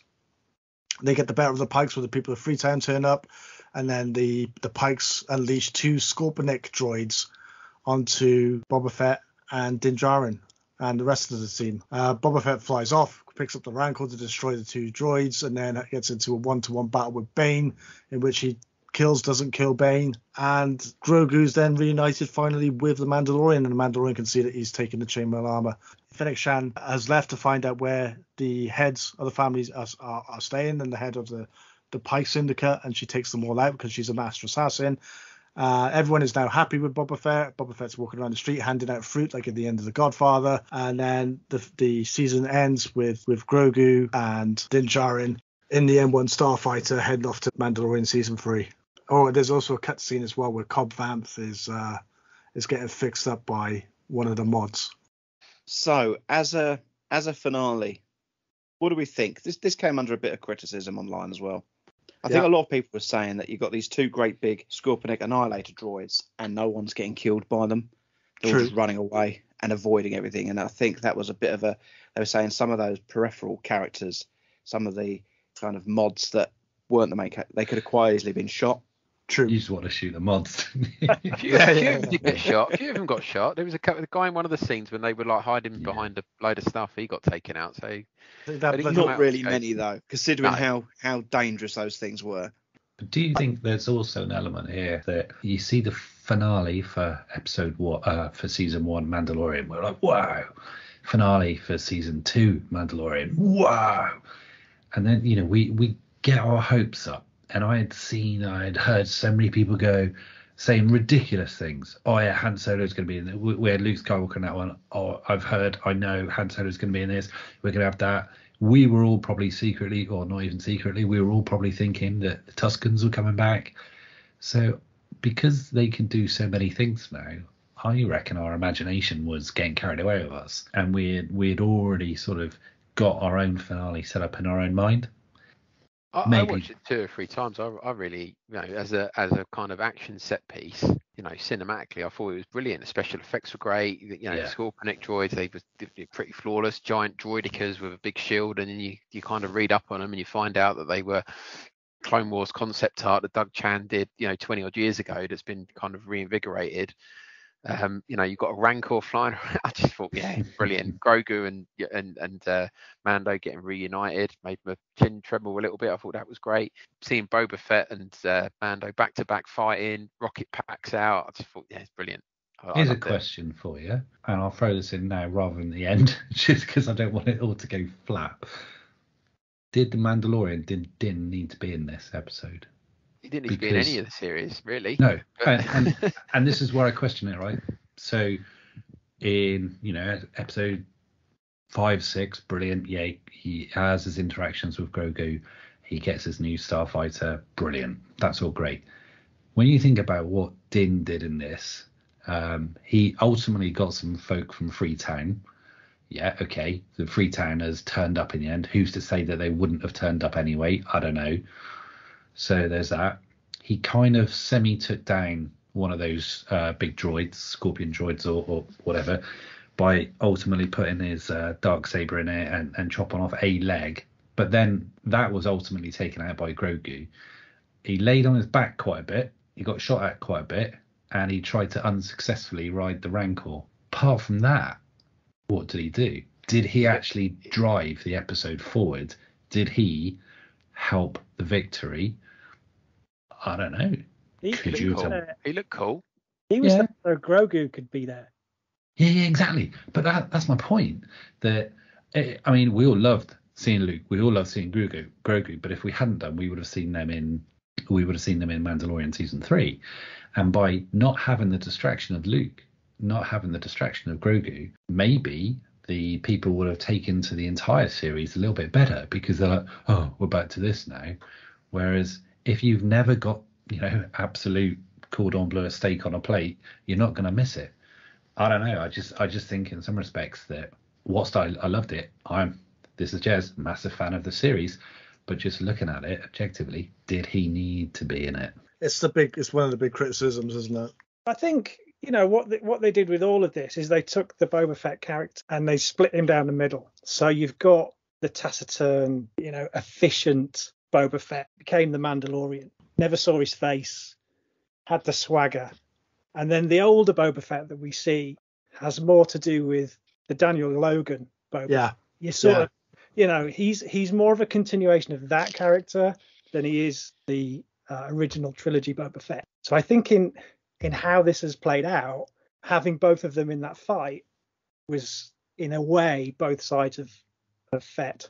It's interesting, isn't it? Because you think it's the story of Din Djarin, where you've got, the father figure, and then he loses the father figure, and then he becomes a rogue on his own, and then he finds, compassion or whatever through becoming a father figure to Grogu, and that's probably the Boba Fett story. But then it got turned into the Mandalorian story. So there's a weird dichotomy there of, are these half ideas from the Josh Trank film that was coming out in, well, it was supposed to be a 2015 Anaheim. He was supposed to be there to announce the Boba Fett film. So did they take that and then, it morphed into this? I do agree with you, Craig. I think the Boba Fett that we see is the Daniel Logan Boba Fett, not the Empire Strikes Back Boba Fett. No, because if they'd have just played that out again, you'd have had two characters who are virtually the same. Yeah, and I think that's, when people are like, I want to see Boba Fett kick ass. I mean, it's called Din Djarin, but yeah, it's kind of limited. I mean, how many times do you want him to go up to someone every episode and say, are you coming in warm, are you coming in cold? I mean, after doing that several episodes, there's no depth to it. I mean, then you could argue, is Boba Fett a character, if you do want him to be like that can carry an entire show?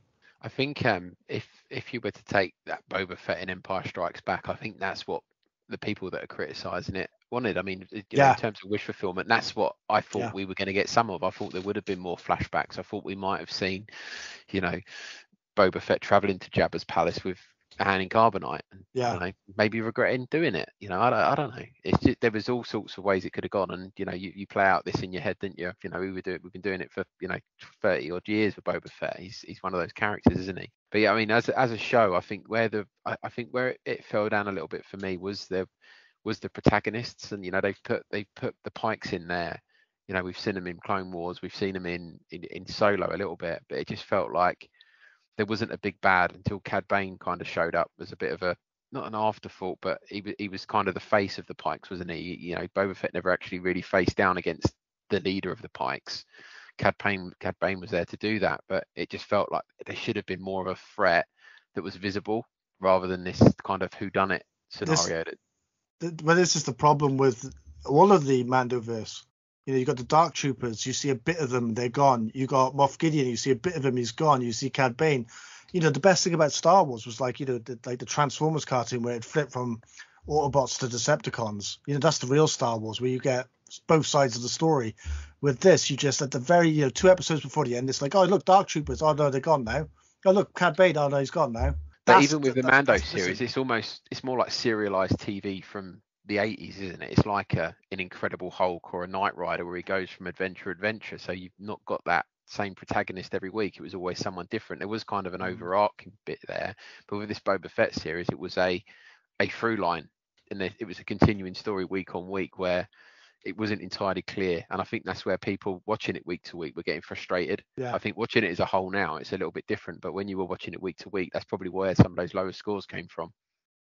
It did feel like they were setting up a much bigger conflict, and maybe that's because we know about Crimson Dawn and all the other sort of players in the gangster underworld, but ultimately it was quite a small story. It was a small town story, and I think some of the shortcomings of that last episode, it did feel very small. It felt like you were on a backlot, and I don't know whether it was some technical things that I'm not qualified to talk about because I was never a film student, but things like blocking and editing and just the way some of that action played out felt to me like that very over rehearsed, when you go to Disney and you see the Indiana Jones adventure and it's super kind of choreographed fighting and it feels like there's no stakes to it. It had a bit of that to it, which I think is what a lot of people had a problem with. Yeah, there's a lot of people standing in the background whilst there's a giant rancor smashing through the wall in front of them. I think the scope as well, if you look at the season 1 of The Mandalorian compared to how that evolved in season 2, there's quite a big jump in scope. And it could be the same for Book of Boba Fett, where we think that we've seen the story, but this is chapter 1. Then chapter 2, more pikes come, or the Hutts come back, or whatever, Crimson Dawn, whatever. It gets bigger and bigger. And because they've based Boba Fett a lot on the Michael Corleone Godfather story, perhaps you might try and go legit, and it all goes wrong, and everyone around him gets killed. What was one of the big sort of lines which he gave to Fennec Shand when, towards the end, after the big battle, he just said, "Maybe we're not suited for this." Yes. Yeah. Season 2 could go completely off the rails. And their relationship, Fennec's and Boba's relationship, it is a very good double act, isn't it? They're not in sync all the time. She's very much the sort of, subservient. However, she holds her own very much like a sort of, he's the sort of senior officer, but she's like almost the warrant officer, where she's feeling empowered to challenge him on so many occasions. Their relationship is great. But yeah, I agree with you that there were people hanging around while there was all sorts of stuff kicking off. Pelly just rocking up in that sort of chariot thing with a little green fella, oblivious to all the noise and destruction around her. Hey man, everything's great. Buildings are falling down and everything. I enjoyed that though. I read that the episode of The Mandalorian, the one that was called The Jedi, when we found out Grogu's name, apparently online, the Star Wars fandom just whinged about Grogu's name. So when Peli Motto criticises Grogu's name, there was meant to be a swipe at the fandom. Grogu? Whoa, that's a terrible name. Sorry about that, pal. Why am I calling you that? When he runs around, it was very Han Solo. I thought she's hi man, he's like Ro, go, and I just for some reason thought Han Solo in that moment. I thought it was pretty Star Wars. Do you think that? I mean, it seems to be a bit of an issue since Empire Strikes Back that there's a lack of peril, and peril causes tension, and when you've got tension, you're engaged. Like when Boba Fett and Mando getting shot at and they're taking hits on the armor and not firing back. I mean, that's quite tense. When Cad Bane is killing, the people of Freetown, that's quite tense. But when you've got, every single shot knocks down a pike or a battle droid or whatever it is in Star Wars, like in Rebels, the stormtroopers just don't do anything. They're just cannon fodder. There's no tension there, and if there's no tension, it's not very good storytelling. Hardly going to be on the edge of your seat. It's just empty heroics, and I think that's what I found very sort of underwhelming throughout the whole of that last episode. Was it was a very one-sided battle. There was no, like you say, there was no peril, there was no danger. You got a Rancor being hit several times by these huge droids, and yet it was brushing it off. There was no sort of injuries. The people hiding behind walls and running away, and people of Freetown turning up to save the day. I found that very weak. Yeah. For me, it was probably one of the weakest episodes out of the whole lot. Even worse than episode 3, as in terms of what I got out of it. I mean, Zach absolutely loved it. He said it was the best Star Wars he'd ever seen. So you've got this kind of watching it through two different sets of eyes. He absolutely loved it. Thought it was great. Loved the Rancor sequences. Loved the droids and Cad Bane. I loved the Cad Bane bits. But I just felt like the whole of the series up until that point was leading up to this last episode, and we were going to get this almighty sort of battle and the fight for Mos Espa as a whole. And it just felt very small. It didn't feel very expansive. I don't know.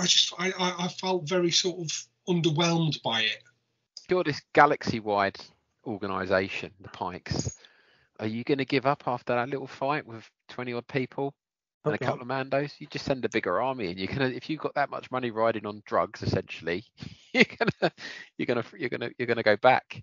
But why not have the Crimson Dawn or someone like that? Why did it have to be such a, I don't know, what felt like just cannon fodder, really? That tension would have, all they needed to do though was say, if it wiped out the mods straight away, or the people of free turn up and get wiped out straight away, that tension would have been there, which would have made the scale of the battle increase. There's something at the They threw 2 Gamorreans off a cliff. Absolutely gutted about that. Chrysanthemum there was a lot of moaning online, wasn't there, that he got shot, then arrived injured, got shot in the knee, then the next minute he's running down the street killing people, the next minute he can't walk again, the next minute he's back up killing people, and the next minute he's got shot again. He's at half. I think there was a bit of criticism that, is he injured or not? I mean, it's just like, I did enjoy reading about how parallel the Pike Syndicate confrontation and the Battle of Endor, that it kind of throw back to Return of the Jedi, where battles can be won by ancient weapons and nature forces over the superior technology. So the Scorpionic droids being taken down by a Rancor, Fett besting Cad Bane with his gaffy stick, kind of showing that actually all this modern technology isn't the best stuff. We haven't really spoken about Cad Bane and Fett at the end. Apparently, there's an unfinished sequence for the Clone Wars, which was never made it to screen. Yep. That showed a standoff between Cad Bane and Boba Fett, and apparently that's where Fett gets the dent in his helmet. Correct. And the line in this, when he says, when Bane goes to Boba Fett, well, I'm still faster than you, throwing back to that standoff between them. So for people that are a bit more invested, would have probably picked that up. I didn't. But Cad Bane has got the same injury though. He's got that skull cap. That's from Boba Fett in the same duel. They shoot each other in the head. Right. Okay. Yeah. So when his hat falls off and you see the plate, that's from the same unfinished Clone Wars episode. I have to find out for you, Craig. Yeah. No, I've watched that. I'm up to speed with this little conversation. Yeah. Isn't that on? Wasn't that a celebration or something? Yeah. They screened that and someone filmed it. I don't think it was ever officially released. Might be wrong, but I'm pretty sure I've only seen pirated versions of it. Might be. It was definitely a Celebration exclusive. And of course, then you've got the Rancor with his King Kong moment. Now, here's a question for you. I'm going to go just briefly. We're not talking toys tonight, but do you think now, if HasLab put up the Rancor straight after this episode to be backed, that it probably would have made its target? 100%. Yeah, absolutely. Mental, isn't it, that when it was put up compared to, and then you've got all this. I was sitting there watching that last episode thinking I'd probably back that Rancor. Right. Do you know the day that I think it must have been at or around the time the first episode showed, maybe it was a couple of weeks after, and they showed the Rancor cage and she drops the assassin dude in there and it's empty. And I just thought, yeah, it is empty. And then when they bought the new one, it's like, oh god, they should have done it this week. Yeah, no, just funny decisions. Well, I'm sure we could carry on talking about this, but we do need to start thinking about closing up. IMDb rating for this one, Grant, 7.7 out of 10, ranked 4th out of 7. You can't give me the ranking of. No, but there was 9 votes at 4, 8 votes at 5, 3 votes at 3, 2 votes at 2.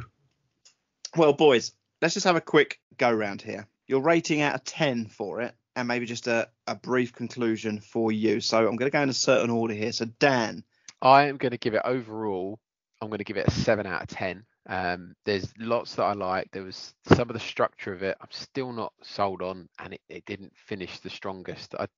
Overall though, I enjoyed it. It's not as good as Mandalorian, but yeah, it was a worthwhile investment at the time, and I'll probably watch those episodes again all the way from beginning to end, because it definitely gets stronger the more you watch it. Yeah. Mark? I agree with Dan, 7 out of 10.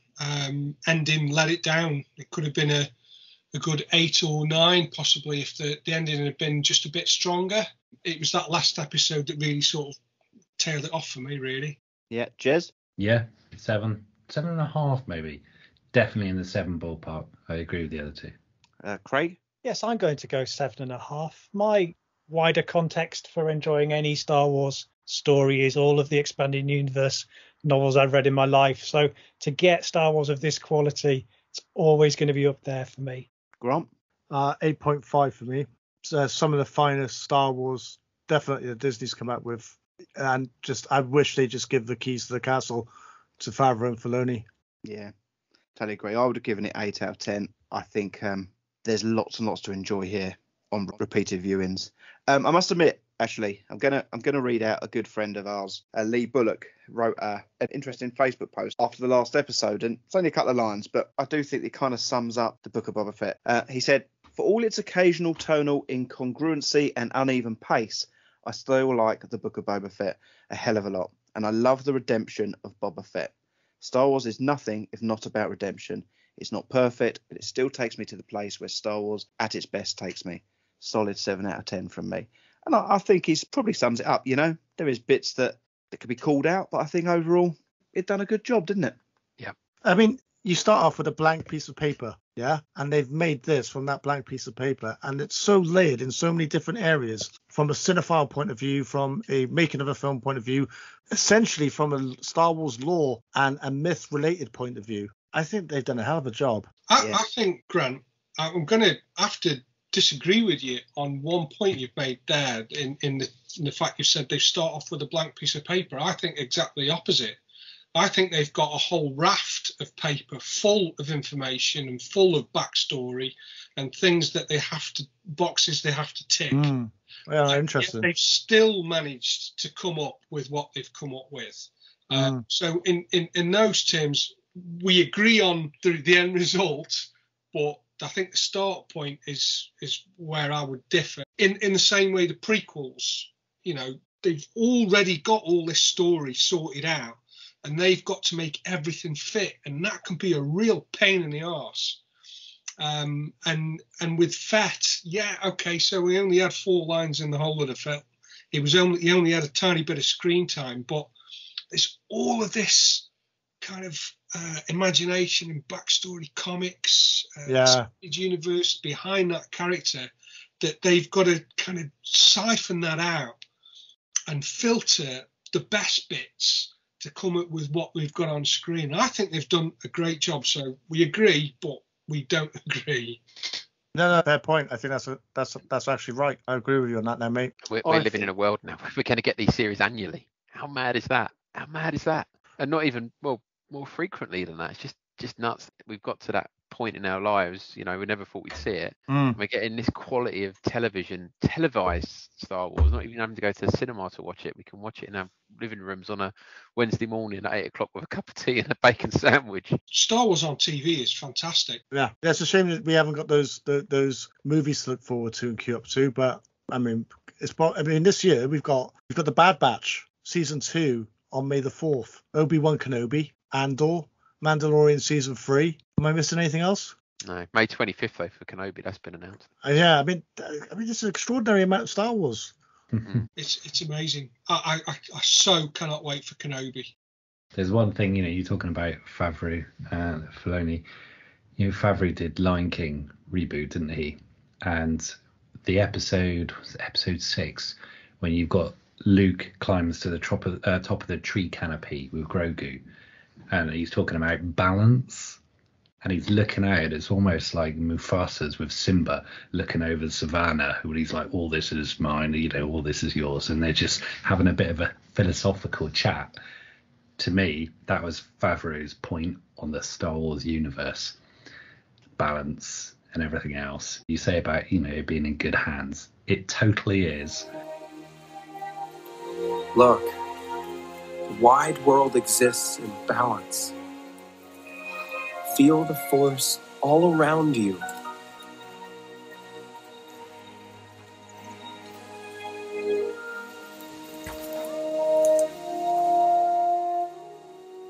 Through the force, you will find balance as well. Right, well, on that, I am going to start to wrap it. So come and join the conversation. Tell us what you thought about the series.